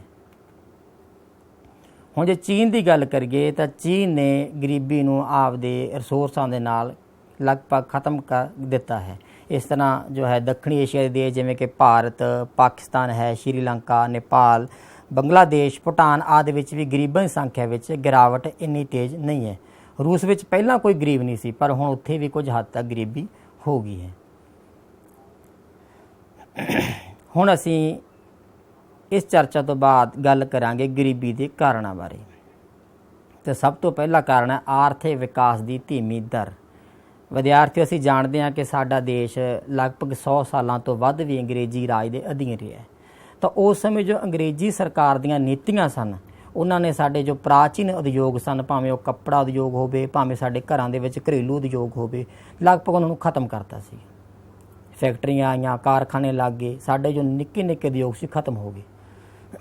ਇਸ ਨਾਲ ਜੋ ਹੈ ਰੁਜ਼ਗਾਰ ਦੇ ਅਵਸਰ ਅਤੇ ਆਮਦਨ ਅਤੇ ਵਿਕਾਸ ਦੀ ਵਾਧਾ ਦਰ 'ਚ ਗਿਰਾਵਟ ਆਈ। ਸਭ ਤੋਂ ਵੱਡਾ ਕਾਰਨ ਹੈ ਜੇ ਆਰਥਿਕ ਵਿਕਾਸ ਹੋਊਗਾ, ਸਾਡੇ ਕੋਲ ਫੈਕਟਰੀਆਂ ਜਾਂ ਕਾਰਖਾਨੇ ਜ਼ਿਆਦਾ ਲੱਗਣਗੇ, ਲੋਕਾਂ ਨੂੰ ਰੁਜ਼ਗਾਰ ਜ਼ਿਆਦਾ ਮਿਲੂਗਾ, ਤਾਂ ਉਹਦੇ ਨਾਲ ਸਾਡੇ ਜੋ ਆਰਥਿਕ ਵਿਕਾਸ ਦੀ ਦਰ ਵਿੱਚ ਵੀ ਵਾਧਾ ਹੋਊਗਾ। ਅਤੇ ਸਭ ਤੋਂ ਵੱਡਾ ਕਾਰਨ ਇਹੀ ਹੈ ਕਿ ਸਾਡਾ ਆਰਥਿਕ ਵਿਕਾਸ ਦੀ ਦਰ ਹੈ ਉਹ ਧੀਮੀ ਹੈ, ਇਸ ਕਰਕੇ ਇਹ ਗਰੀਬੀ ਜ਼ਿਆਦਾ ਹੋਈ। ਉਸ ਤੋਂ ਬਾਅਦ ਹੈ ਭਾਰੀ ਜਨਸੰਖਿਆ ਦਬਾਅ। ਹੁਣ ਜੋ ਭਾਰਤ ਵਿੱਚ ਜੋ ਜਨਸੰਖਿਆ ਅਸੀਂ ਦੇਖ ਰਹੇ ਹਾਂ ਕਿ ਬਹੁਤ ਤੇਜ਼ੀ ਨਾਲ ਵੱਧ ਰਹੀ ਹੈ। ਜਨਸੰਖਿਆ ਦੀ ਉੱਚ ਵਾਧਾ ਦਰ ਨੇ ਪ੍ਰਤੀ ਵਿਅਕਤੀ ਆਮਦਨ ਨੂੰ ਘੱਟ ਕੀਤਾ, ਜਿਸ ਨਾਲ ਬਚਤਾਂ ਘੱਟ ਗਈਆਂ ਹਨ। ਜਨਸੰਖਿਆ ਦੇ ਭਾਰੀ ਦਬਾਅ ਨੇ ਨਿਰਭਰਤਾ ਅਤੇ ਬੋਝ ਨੂੰ ਵਧਾਇਆ, ਜੋ ਕਿ ਸਮੇਂ ਦੇ ਦੌਰਾਨ ਹੋਰ ਗਰੀਬੀ ਨੂੰ ਦਰਸਾਉਂਦਾ ਹੈ। ਤਾਂ ਵਿਦਿਆਰਥੀਓ, ਅਸੀਂ ਅਕਸਰ ਹੀ ਦੇਖਦੇ ਹਾਂ, ਜਿਵੇਂ ਵਿਦੇਸ਼ਾਂ ਦੀ ਗੱਲ ਕਰੀਏ ਤਾਂ ਵਿਦੇਸ਼ਾਂ 'ਚ ਹਰ ਇੱਕ ਆਦਮੀ ਕੰਮ ਕਰਦਾ ਹੈ, ਉੱਥੇ ਜ਼ਿਆਦਾਤਰ ਬੇਰੁਜ਼ਗਾਰੀ ਨਹੀਂ ਹੈ। ਸਾਡੇ ਕਿਉਂ ਆ? ਸਾਡੇ ਇਸ ਤਰ੍ਹਾਂ ਹੁੰਦਾ ਹੈ ਕਿ ਸਾਡੇ ਜਿਵੇਂ ਪਰਿਵਾਰ ਦੇ ਵਿੱਚ 6 ਮੈਂਬਰ ਹਨ, 2 ਬਜ਼ੁਰਗ ਹੁੰਦੇ ਹਨ ਅਤੇ ਬੱਚੇ ਹਨ, ਅਤੇ ਬੱਚੇ ਕੰਮ ਨਹੀਂ ਕਰਦੇ। ਉਸ ਤੋਂ ਬਾਅਦ ਛੋਟੇ ਹੁੰਦੇ ਹਨ, ਬਜ਼ੁਰਗਾਂ ਦੀ ਅਵਸਥਾ ਉਹ ਜਿਹੀ ਹੁੰਦੀ ਹੈ, ਉਮਰ ਉਹ ਜਿਹੀ ਹੁੰਦੀ ਹੈ, ਨਹੀਂ ਕੰਮ ਕਰ ਸਕਦੇ, ਤਾਂ ਜ਼ਿਆਦਾਤਰ ਬੋਝ ਜੋ ਹੈ ਇੱਕ ਇਨਸਾਨ 'ਤੇ ਪੈਂਦਾ ਹੈ। ਇਸ ਕਰਕੇ ਗਰੀਬੀ ਦੀ ਜਨਸੰਖਿਆ ਦਾ ਦਬਾਅ ਜ਼ਿਆਦਾ ਵੱਧ ਰਿਹਾ ਹੈ। ਠੀਕ ਹੈ ਜੀ, ਜਨਸੰਖਿਆ ਜ਼ਿਆਦਾ ਹੋਣ ਕਰਕੇ ਗਰੀਬੀ ਵੱਧ ਰਹੀ ਹੈ। ਉਸ ਤੋਂ ਬਾਅਦ ਹੈ ਪੇਂਡੂ ਅਰਥ ਵਿਵਸਥਾ। ਸਾਡਾ ਜੋ ਭਾਰਤ ਹੈ ਉਹਦੀ ਜੋ ਅਰਥ ਵਿਵਸਥਾ ਹੈ ਮੁੱਖ ਤੌਰ 'ਤੇ ਪੇਂਡੂ ਅਰਥ ਵਿਵਸਥਾ ਹੈ, ਜਿੱਥੇ ਕੁੱਲ ਜਨਸੰਖਿਆ ਦਾ ਲਗਭਗ 70% ਜੋ ਹਿੱਸਾ ਹੈ ਖੇਤੀਬਾੜੀ ਨਾਲ ਜੁੜਾ ਹੋਇਆ। ਸਾਡੇ ਲੋਕ ਜ਼ਿਆਦਾਤਰ ਖੇਤੀਬਾੜੀ ਕਰਦੇ ਹੈ, ਪਰੰਤੂ ਖੇਤੀਬਾੜੀ ਜੋ ਹੈ ਉਹ ਪਛੜੀ ਹੋਈ ਹੈ, ਜਿਸ ਕਾਰਨ ਇਹ ਰਾਸ਼ਟਰੀ ਆਮਦਨ ਵਿੱਚ 18% ਤੋਂ ਘੱਟ ਹਿੱਸੇ ਦਾ ਭਾਗੀਦਾਰ ਹੈ। ਖੇਤੀਬਾੜੀ ਵਿੱਚ ਛੁਪੀ ਬੇਰੁਜ਼ਗਾਰੀ ਵੀ ਹੁੰਦੀ ਹੈ, ਜੋ ਕਿ ਇਸ ਖੇਤਰ ਦੀ ਆਮਦਨ ਨੂੰ ਘਟਾਉਂਦੀ ਹੈ। ਹੁਣ ਛੁਪੀ ਬੇਰੁਜ਼ਗਾਰੀ ਤੋਂ ਭਾਵ ਹੈ ਕਿ ਸਾਨੂੰ ਦਿਖਦਾ ਨਹੀਂ ਕਿ ਬੇਰੁਜ਼ਗਾਰੀ ਹੈ, ਪਰ ਐਕਚੁਅਲੀ ਜੋ ਬੇਰੁਜ਼ਗਾਰੀ ਹੁੰਦੀ ਹੈ, ਜਿਵੇਂ ਕਿ ਇੱਕ ਕੰਮ ਨੂੰ ਕਰਨ ਲਈ ਜੇ ਸਾਨੂੰ 5 ਆਦਮੀਆਂ ਦੀ ਲੋੜ ਆ, ਉੱਥੇ ਜੇ 10 ਆਦਮੀ ਲੱਗੇ ਹੋਏ ਤਾਂ ਉਹ ਬੇਰੁਜ਼ਗਾਰੀ ਛੁਪੀ ਹੋਈ ਬੇਰੁਜ਼ਗਾਰੀ ਹੈ। ਤਾਂ ਇਸ ਤਰ੍ਹਾਂ ਜੋ ਪੇਂਡੂ ਅਰਥ ਵਿਵਸਥਾ ਹੈ ਇਹਦੇ ਨਾਲ ਵੀ ਗਰੀਬੀ ਜ਼ਿਆਦਾ ਪੈਦਾ ਹੋ ਰਹੀ ਹੈ। ਉਸ ਤੋਂ ਬਾਅਦ ਬੇਰੁਜ਼ਗਾਰੀ, ਇਹ ਵੀ ਬਹੁਤ ਵੱਡੀ ਸਮੱਸਿਆ ਹੈ, ਕੰਮ ਦਾ ਨਾ ਮਿਲਣਾ। ठीक है ना जी, ਕੰਮ नहीं मिल रहा, इसे करके जो है बेरोज़गारी करके गरीबी ज़्यादा पैदा हो रही है। तो जनसंख्या में लगातार वाधे ਨਾਲ बेरोज़गारी ਅਤੇ ਅਲਪ बेरोज़गारी ਵਿੱਚ ਵਾਧਾ ਹੋਇਆ। ਸਾਰਵਜਨਿਕ ਅਤੇ ਨਿੱਜੀ ਖੇਤਰਾਂ ਨੇ ਰੁਜ਼ਗਾਰ ਦੇ ਇੰਨੇ ਅਵਸਰ ਪ੍ਰਦਾਨ ਨਹੀਂ ਕੀਤੇ ਕਿ ਸਾਰੇ ਰੁਜ਼ਗਾਰ ਲੱਭਣ ਵਾਲਿਆਂ ਨੂੰ ਕੰਮ ਮਿਲ ਸਕੇ। ਅਨਿਯਮਿਤ ਘੱਟ ਆਮਦਨ ਹੋਣਾ, ਲਗਾਤਾਰ ਆਮਦਨ ਨਾ ਹੋਣਾ, ਰਹਿਣ ਦੀਆਂ ਘਟੀਆਂ ਸਹੂਲਤਾਂ ਆਦਿ ਨੇ ਗਰੀਬੀ ਵਿੱਚ ਵਾਧਾ ਕੀਤਾ। ਹੁਣ ਜੇ ਸ਼ਹਿਰੀ ਖੇਤਰ 'ਚ ਗੱਲ ਕਰੀਏ ਤਾਂ ਪੜ੍ਹੀ ਲਿਖੀ ਬੇਰੁਜ਼ਗਾਰੀ ਅਤੇ ਪਿੰਡਾਂ ਦੇ ਵਿੱਚ ਖੇਤੀਬਾੜੀ 'ਚ ਛੁਪੀ ਹੋਈ ਬੇਰੁਜ਼ਗਾਰੀ ਪਾਈ ਜਾਂਦੀ ਹੈ। ਗਰੀਬੀ ਬੇਰੁਜ਼ਗਾਰੀ ਦੀ ਪਰੇਸ਼ਾਨੀ ਹੈ। ਜੇ ਬੇਰੁਜ਼ਗਾਰੀ ਵਧੂਗੀ ਤਾਂ ਗਰੀਬੀ ਵੀ ਵਧੂਗੀ, ਨਾਲ ਨਾਲ ਚੱਲਣਗੀਆਂ। ਇਸ ਤਰ੍ਹਾਂ ਪਿੰਡਾਂ 'ਚ ਜੋ ਹੈ ਖੇਤੀਬਾੜੀ ਨਾਲ ਅਸੀਂ ਸੰਬੰਧ ਰੱਖਦੇ ਹਾਂ, ਉੱਥੇ ਛੁਪੀ ਬੇਰੁਜ਼ਗਾਰੀ ਹੁੰਦੀ ਹੈ। ਔਰ ਸ਼ਹਿਰਾਂ ਦੇ ਵਿੱਚ ਪੜ੍ਹੀ ਲਿਖੀ ਬਹੁਤ ਜ਼ਿਆਦਾ ਪੜ੍ਹੇ ਲਿਖੇ ਲੋਕ ਆ, ਪਰ ਸਾਰੇ ਰੁਜ਼ਗਾਰ 'ਤੇ ਨਹੀਂ ਜਾਂਦੇ, ਰੁਜ਼ਗਾਰ ਉਹਨਾਂ ਨੂੰ ਨਹੀਂ ਮਿਲਿਆ ਹੋਇਆ। ਤਾਂ ਇਹ ਇਸ ਤਰ੍ਹਾਂ ਬੇਰੁਜ਼ਗਾਰੀ ਦੀ ਸਮੱਸਿਆ ਸਾਨੂੰ ਜਿਹੜੀ ਗਰੀਬੀ ਨੂੰ ਵਧਾ ਰਹੀ ਹੈ। ਉਦੋਂ ਬਾਅਦ ਹੈ ਘੱਟ ਖੇਤੀ ਉਤਪਾਦਨ। ਹੁਣ ਖੇਤਾਂ ਦਾ ਛੋਟਾ ਆਕਾਰ ਹੋ ਜਾਣਾ ਜਾਂ ਬਿਖਰੇ ਹੋਏ ਖੇਤ ਹੋ ਜਾਣੇ, ਪੂੰਜੀ ਦੀ ਘਾਟ ਹੋਣੀ, ਲੋਕ ਕਿਸਾਨਾਂ ਕੋਲੇ ਜਿਹੜਾ ਪੂੰਜੀ ਦੀ ਘਾਟ ਹੋਣੀ, ਖੇਤੀ ਕਰਨ ਦੇ ਪੁਰਾਣੇ ਤਰੀਕੇ ਹੋਣੇ, ਅਨਪੜ੍ਹਤਾ ਹੈ, ਗਿਆਨ ਨਾ ਹੋਣਾ ਖੇਤੀ ਕਰਨ ਦਾ, ਆਦਿ ਦੇ ਕਾਰਨ ਖੇਤੀ ਦਾ ਜੋ ਉਤਪਾਦਨ ਹੈ ਉਹ ਬਹੁਤ ਘੱਟ ਹੈ। ਭਾਰਤ ਵਿੱਚ ਗਰੀਬੀ ਦਾ ਇੱਕ ਮੁੱਖ ਕਾਰਨ ਇਹ ਵੀ ਹੈ। ਅਗਲਾ ਕਾਰਨ ਹੈ ਉੱਚ ਕੀਮਤਾਂ। ਤਾਂ ਵਿਦਿਆਰਥੀਓ, ਅਸੀਂ ਦੇਖਦੇ ਹਾਂ ਕਿ ਲਗਾਤਾਰ ਜੋ ਹੈ ਕੀਮਤਾਂ ਦਾ ਵਾਧਾ ਆ ਰਿਹਾ। ਭਾਵੇਂ ਉਸ ਪੈਟਰੋਲ ਡੀਜ਼ਲ ਦੀਆਂ ਕੀਮਤਾਂ ਬਾਰੇ ਗੱਲ ਕਰੀਏ, ਭਾਵੇਂ ਅਸੀਂ ਰੋਜ਼ਮਰਰਾ ਜ਼ਿੰਦਗੀ ਜੋ ਚੀਜ਼ਾਂ ਦੀ ਸਾਨੂੰ ਜ਼ਰੂਰਤ ਹੁੰਦੀ ਹੈ, ਅਸੀਂ ਰੋਜ਼ ਜੋ ਚੀਜ਼ਾਂ ਦੀ ਸਾਨੂੰ ਜ਼ਰੂਰਤ ਅਸੀਂ ਵਰਤਦੇ ਹਾਂ, ਵਰਤੋਂ 'ਚ ਲਿਆਉਂਦੇ ਹਾਂ, ਹੁਣ ਲਗਾਤਾਰ ਕੀਮਤਾਂ ਦਾ ਵਾਧਾ ਹੋ ਰਿਹਾ। ਤਾਂ ਇਹ ਗਰੀਬਾਂ ਨੂੰ ਬੁਰੀ ਤਰ੍ਹਾਂ ਪ੍ਰਭਾਵਿਤ ਕਰਦਾ। ਵੱਧਦੀਆਂ ਕੀਮਤਾਂ ਗਰੀਬ ਵਿਅਕਤੀਆਂ ਦੀ ਆਮਦਨ ਦਾ ਵਧੇਰੇ ਭਾਗ ਖਪਤ ਕਰ ਲੈਂਦੀਆਂ ਹਨ ਅਤੇ ਹੋਰ ਗਰੀਬ ਉਹ ਹੋ ਜਾਂਦਾ। ਸਮਾਜਿਕ, ਸੰਸਕ੍ਰਿਤਿਕ ਅਤੇ ਆਰਥਿਕ ਕਾਰਨ। ਇਹਨਾਂ ਕਾਰਨਾਂ ਦੇ ਵਿੱਚ ਮੁੱਖ ਕਾਰਨ ਇਹ ਹੈ ਕਿ ਜੋ ਸਾਡੇ ਭਾਰਤ ਦੇ ਲੋਕ ਹੈ, ਜਿਨ੍ਹਾਂ ਵਿੱਚ ਗਰੀਬ ਲੋਕ ਵੀ ਸ਼ਾਮਲ ਹੈ, ਉਹ ਧਾਰਮਿਕ ਪ੍ਰੋਗਰਾਮ ਹੋਏ ਜਾਂ ਵਿਆਹ ਸ਼ਾਦੀਆਂ ਹੋਈਆਂ, ਉਹਦੇ 'ਚ ਪੈਸਾ ਬਹੁਤ ਜ਼ਿਆਦਾ ਖਰਚ ਕਰਦੇ ਹਨ। ਠੀਕ ਹੈ ਜੀ, ਤਾਂ ਉਹ ਇਸੇ ਕਰਕੇ ਉਹਨਾਂ ਦੀ ਗਰੀਬੀ ਦਾ ਬਹੁਤ ਵੱਡਾ ਕਾਰਨ ਹੈ। ਦੂਜਾ ਸਮਾਜਿਕ ਕਾਰਕ, ਜਿਵੇਂ ਕਿ ਅਨਪੜ੍ਹਤਾ ਹੋਣੀ, ਪਰਿਵਾਰ ਦੇ ਵੱਡੇ ਆਕਾਰ ਹੋ ਜਾਣੇ ਜਾਂ ਜਾਤੀ ਪ੍ਰਥਾ ਵੀ ਉੱਚ ਗਰੀਬੀ ਦਰ ਲਈ ਜ਼ਿੰਮੇਵਾਰ ਹੈ। ਕਰਜ਼ ਦਾ ਉੱਚਾ ਪੱਧਰ ਗਰੀਬੀ ਦਾ ਕਾਰਨ ਅਤੇ ਪ੍ਰਭਾਵ ਦੋਨੇ ਹੀ ਹਨ। ਕਰਜ਼ ਵੀ ਬਹੁਤ ਵੱਡਾ ਕਾਰਨ ਵੀ ਹੈ ਔਰ ਇਸ ਦਾ ਪ੍ਰਭਾਵ ਵੀ ਪੈਂਦਾ ਹੈ। ਗਰੀਬੀ ਦੂਰ ਕਰਨ ਦੇ ਉਪਾਅ। ਹੁਣ ਅਸੀਂ ਗਰੀਬੀ ਦੂਰ ਕਰਨ ਦੇ ਉਪਾਵਾਂ ਬਾਰੇ ਗੱਲ ਕਰਾਂਗੇ। ਤਾਂ ਵਿਦਿਆਰਥੀਓ, ਜੇ ਆਪਾਂ ਗੱਲ ਕਰੀਏ ਕਿ ਆਪਾਂ ਇਹ ਸੋਚਦੇ ਹੋਵਾਂਗੇ ਕਿ ਜੇ ਸਰਕਾਰ ਵਾਧੂ ਯਾਨੀ ਕਿ ਨੋਟ ਹੀ ਬਹੁਤ ਜ਼ਿਆਦਾ ਛਾਪਦੇ ਸਾਰੇ ਲੋਕਾਂ ਨੂੰ ਦੇ ਦਿੱਤੇ, ਗਰੀਬੀ ਦੂਰ ਹੋ ਜੂ, ਸਰਕਾਰ ਨੂੰ ਇਹ ਉਪਾਅ ਕਰਨ ਦੀ ਲੋੜ ਨਹੀਂ ਹੈ। ਪਰ ਮੈਂ ਤੁਹਾਨੂੰ ਇੱਕ ਉਦਾਹਰਨ ਦਿੰਦਾ ਕਿ ਮੰਨ ਲਓ ਤੁਸੀਂ ਇੱਕ ਦੁਕਾਨ 'ਤੇ ਪੈੱਨ ਖਰੀਦਣ ਜਾਂਦੇ ਹੋ, ਤੁਸੀਂ ਰੇਟ ਪੁੱਛਦੇ ਹੋ, ਦੁਕਾਨਦਾਰ ਕਹਿੰਦਾ 10 ਰੁਪਏ। ਉਸ ਤੋਂ ਬਾਅਦ ਮੈਂ ਵੀ ਉਹ ਪੈੱਨ ਲੈਣ ਜਾਂਦਾ ਦੁਕਾਨ ਦੇ ਉੱਤੇ, ਮੈਂ ਉਹਦਾ ਰੇਟ ਪੁੱਛਦਾ, ਦੁਕਾਨਦਾਰ ਕਹਿੰਦਾ 10 ਰੁਪਏ। ਤਾਂ ਮੈਂ ਕਹਾਂਗਾ ਕਿ ਮੈਂ ਪੈੱਨ ਲੈਣਾ, ਮੈਂ ਤੁਹਾਨੂੰ 20 ਰੁਪਏ ਦੇ ਦਿੰਦਾ। ਤੁਸੀਂ ਘਰ ਜਾਓਗੇ, ਤੁਸੀਂ ਕਹੋਗੇ ਕਿ ਮੇਰੇ ਕੋਲ ਮਸ਼ੀਨ ਹੈ ਨੋਟ ਛਾਪਣ ਦੀ, ਮੈਂ 50 ਰੁਪਏ ਲੈ ਕੇ ਆਉਣਾ, ਔਰ ਤੁਸੀਂ ਦੁਕਾਨਦਾਰ ਕਹੋ 50 'ਚ ਮੈਨੂੰ ਦੇ ਦਿਓ, ਔਰ ਫਿਰ ਮੈਂ ਕਹਿੰਦਾ ਕਿ ਨਹੀਂ ਮੈਂ 100 ਰੁਪਏ ਲੈ ਕੇ ਆਉਣਾ, ਤੁਸੀਂ ਕਹੋਗੇ ਨਹੀਂ ਮੈਂ 1000 ਲੈ ਕੇ ਆਉਣਾ। ਤਾਂ ਇਸ ਤਰ੍ਹਾਂ ਜੋ ਹੈ ਚੀਜ਼ ਦੀ ਕੀਮਤ ਵੱਧ ਜਾਏਗੀ। ਤਾਂ ਜੋ ਇਹ ਵੀ ਇੱਕ ਕੰਟਰੋਲ, ਕੀਮਤਾਂ ਨੂੰ ਕੰਟਰੋਲ ਕਰਨ ਦਾ ਇਹ ਹੈਗਾ ਸਿਸਟਮ ਹੈ ਕਿ ਜੋ ਨੋਟਾਂ ਦੀ ਛਪਾਈ ਜੋ ਹੈ ਉਹ ਇੱਕ ਸਿਸਟਮ ਦੇ ਢੰਗ ਦੇ ਨਾਲ, ਤਰੀਕੇ ਦੇ ਨਾਲ ਹੁੰਦੀ ਹੈ। ਨਹੀਂ ਤਾਂ ਜੋ ਕੀਮਤਾਂ ਜੋ ਹੈ ਚੀਜ਼ ਹੈ, ਉਹੀ ਚੀਜ਼ ਜੋ ਵਸਤੂ ਹੈ 10 ਰੁਪਏ ਦੀ ਵਸਤੂ ਸਾਨੂੰ 1000 ਰੁਪਏ 'ਚ ਪ੍ਰਾਪਤ ਹੋਵੇਗੀ ਜੇ ਇਸ ਤਰ੍ਹਾਂ ਦਾ ਕੰਮ ਹੋਣ ਲੱਗ ਗਿਆ। ਤਾਂ ਹੁਣ ਅਸੀਂ ਜੋ ਸਰਕਾਰ ਨੇ ਇਸ ਗਰੀਬੀ ਦੇ ਕਾਰਨਾਂ ਨੂੰ ਦੇਖਦੇ ਹੋਏ ਗਰੀਬੀ ਦੂਰ ਕਰਨ ਦੇ ਉਪਾਅ ਦੇਖੇ ਹਨ। ਉਹਨਾਂ ਦੇ ਵਿੱਚ ਸਭ ਤੋਂ ਪਹਿਲਾ ਉਪਾਅ ਆਰਥਿਕ ਵਾਧੇ ਨੂੰ ਪ੍ਰੋਤਸਾਹਨ ਕਰਨਾ। ਇਸਦਾ ਸਿੱਧਾ ਅਰਥ ਹੈ ਕਿ ਚੰਗੀਆਂ ਫੈਕਟਰੀਆਂ, ਚੰਗੇ ਕਾਰਖਾਨੇ ਜਾਂ ਲੋਕਾਂ ਨੂੰ ਰੁਜ਼ਗਾਰ ਦੇ ਮੌਕੇ ਮੁਹੱਈਆ ਕਰਾਉਣੇ, ਕਿ ਵੱਧ ਤੋਂ ਵੱਧ ਲੋਕਾਂ ਨੂੰ ਰੁਜ਼ਗਾਰ ਮਿਲੇ, ਆਰਥਿਕ ਵਾਧਾ ਹੋਵੇ ਦੇਸ਼ ਦਾ। ਜੇ ਦੇਸ਼ ਦਾ ਆਰਥਿਕ ਵਾਧਾ ਹੋਊਗਾ, ਆਰਥਿਕ ਵਾਧਾ ਤਾਂ ਹੀ ਹੋਊਗਾ ਜੇ ਸਾਡੇ ਦੇਸ਼ ਦੇ ਵੱਧ ਤੋਂ ਵੱਧ ਲੋਕ ਕੰਮਕਾਰ ਕਰਨਗੇ, ਰੁਜ਼ਗਾਰ ਕਰਨਗੇ। ਔਰ ਜੇ ਦੇਸ਼ ਦਾ ਵਾਧਾ ਹੋਵੇਗਾ, ਆਰਥਿਕ ਵਾਧਾ ਹੋਵੇਗਾ, ਤਾਂ ਗਰੀਬੀ ਆਟੋਮੈਟਿਕਲੀ ਉਹ ਘਟ ਜਾਵੇਗੀ। ਤਾਂ ਅਸੀਂ ਗੱਲ ਕਰਾਂਗੇ ਕਿ ਭਾਰਤ ਵਿੱਚ ਗਰੀਬੀ ਦੀ ਸਮੱਸਿਆ ਦਾ ਹੱਲ ਵਿਕਾਸ ਦੀ ਗਤੀ ਨੂੰ ਤੇਜ਼ ਕਰਕੇ ਪ੍ਰਾਪਤ ਕੀਤਾ ਜਾ ਸਕਦਾ ਹੈ। ਜਦੋਂ ਵਿਕਾਸ ਦੀ ਗਤੀ ਵੱਧਦੀ ਹੈ ਤਾਂ ਫਰਮਾਂ ਅਤੇ ਫੈਕਟਰੀਆਂ ਵਿੱਚ ਰੁਜ਼ਗਾਰ ਵੱਧਦੇ ਹਨ। ਰੁਜ਼ਗਾਰ ਦੇ ਮੌਕੇ ਜਿੰਨੇ ਜ਼ਿਆਦਾ ਹੋਣਗੇ, ਗਰੀਬੀ ਉਨੀ ਘੱਟ ਹੋਵੇਗੀ। 1980 ਦੇ ਦਹਾਕਿਆਂ ਤੋਂ ਭਾਰਤ ਦੀ ਆਰਥਿਕ ਵਾਧੇ ਦਰ ਵਿਸ਼ਵ ਵਿੱਚ ਸਭ ਤੋਂ ਵੱਧ ਰਹੀ ਹੈ। ਆਰਥਿਕ ਵਾਧਾ ਰੁਜ਼ਗਾਰ ਦੇ ਅਵਸਰਾਂ ਨੂੰ ਵਧਾ ਦਿੰਦਾ ਹੈ ਅਤੇ ਮਨੁੱਖੀ ਵਿਕਾਸ ਵਿੱਚ ਨਿਵੇਸ਼ ਦੇ ਲਈ ਜ਼ਰੂਰੀ ਸਾਧਨ ਉਪਲਬਧ ਕਰਾਉਂਦਾ ਹੈ, ਜਿਸ ਨਾਲ ਗਰੀਬੀ ਵਿੱਚ ਕਮੀ ਆਉਂਦੀ ਹੈ। ਤਾਂ ਇਹ ਸਭ ਤੋਂ ਵੱਡਾ ਤਰੀਕਾ ਹੈ ਕਿ ਆਰਥਿਕ ਵਾਧੇ ਨੂੰ ਪ੍ਰੋਤਸਾਹਿਤ ਕੀਤਾ ਜਾਵੇ। ਉਸ ਤੋਂ ਬਾਅਦ ਨੈਕਸਟ ਹੈ ਗਰੀਬੀ ਘਟਾਉਣ ਦੇ ਪ੍ਰੋਗਰਾਮ। ਤਾਂ ਵਿਦਿਆਰਥੀਓ, ਸਰਕਾਰ ਨੇ ਲਗਾਤਾਰ ਇਹ ਕੋਸ਼ਿਸ਼ ਜਾਰੀ ਹੈ ਹੁਣ ਵੀ ਔਰ ਕਰ ਵੀ ਰਹੀ ਹੈ ਪਿਛਲੇ ਕੁਝ ਸਮੇਂ ਤੋਂ ਕਿ ਗਰੀਬ ਲੋਕਾਂ ਨੂੰ ਕਈ ਵਾਰ ਦੇਸ਼ ਦੇ ਆਰਥਿਕ ਵਿਕਾਸ ਦਾ ਸਿੱਧਾ ਲਾਭ ਪ੍ਰਾਪਤ ਨਹੀਂ ਹੁੰਦਾ, ਇਸ ਲਈ ਗਰੀਬੀ ਹਟਾਓ ਪ੍ਰੋਗਰਾਮਾਂ ਦੀ ਲੋੜ ਹੁੰਦੀ ਹੈ। ਇਹਨਾਂ ਵਿੱਚੋਂ ਕੁਝ ਪ੍ਰੋਗਰਾਮ ਹੇਠ ਦਰਸਾਏ ਜਾਂਦੇ ਹਨ। ਤਾਂ ਪਹਿਲਾ ਪ੍ਰੋਗਰਾਮ ਹੈ ਪੰਜਵੀਂ 5 ਸਾਲਾ ਯੋਜਨਾ। ਵਿਦਿਆਰਥੀਓ, ਇਹ 5 ਸਾਲਾ ਯੋਜਨਾਵਾਂ ਸਾਡੇ ਦੇਸ਼ ਨੂੰ ਆਜ਼ਾਦ ਹੋਣ ਤੋਂ ਬਾਅਦ ਸ਼ੁਰੂ ਕੀਤੀਆਂ ਗਈਆਂ। ਇਹ ਯੋਜਨਾਵਾਂ 5 ਸਾਲਾਂ ਵਾਸਤੇ ਹੁੰਦੀਆਂ ਹਨ। ਹਰ ਇੱਕ 5 ਸਾਲਾਂ ਦਾ ਇੱਕ ਟੀਚਾ ਹੁੰਦਾ ਹੈ, ਮੰਤਵ ਹੁੰਦਾ ਹੈ ਕਿ ਇਹ 5 ਸਾਲ ਕਿਸ ਕੰਮ 'ਤੇ ਅਸੀਂ ਕਿਸ ਲਈ ਕੰਮ ਕਰਨਾ ਹੈ।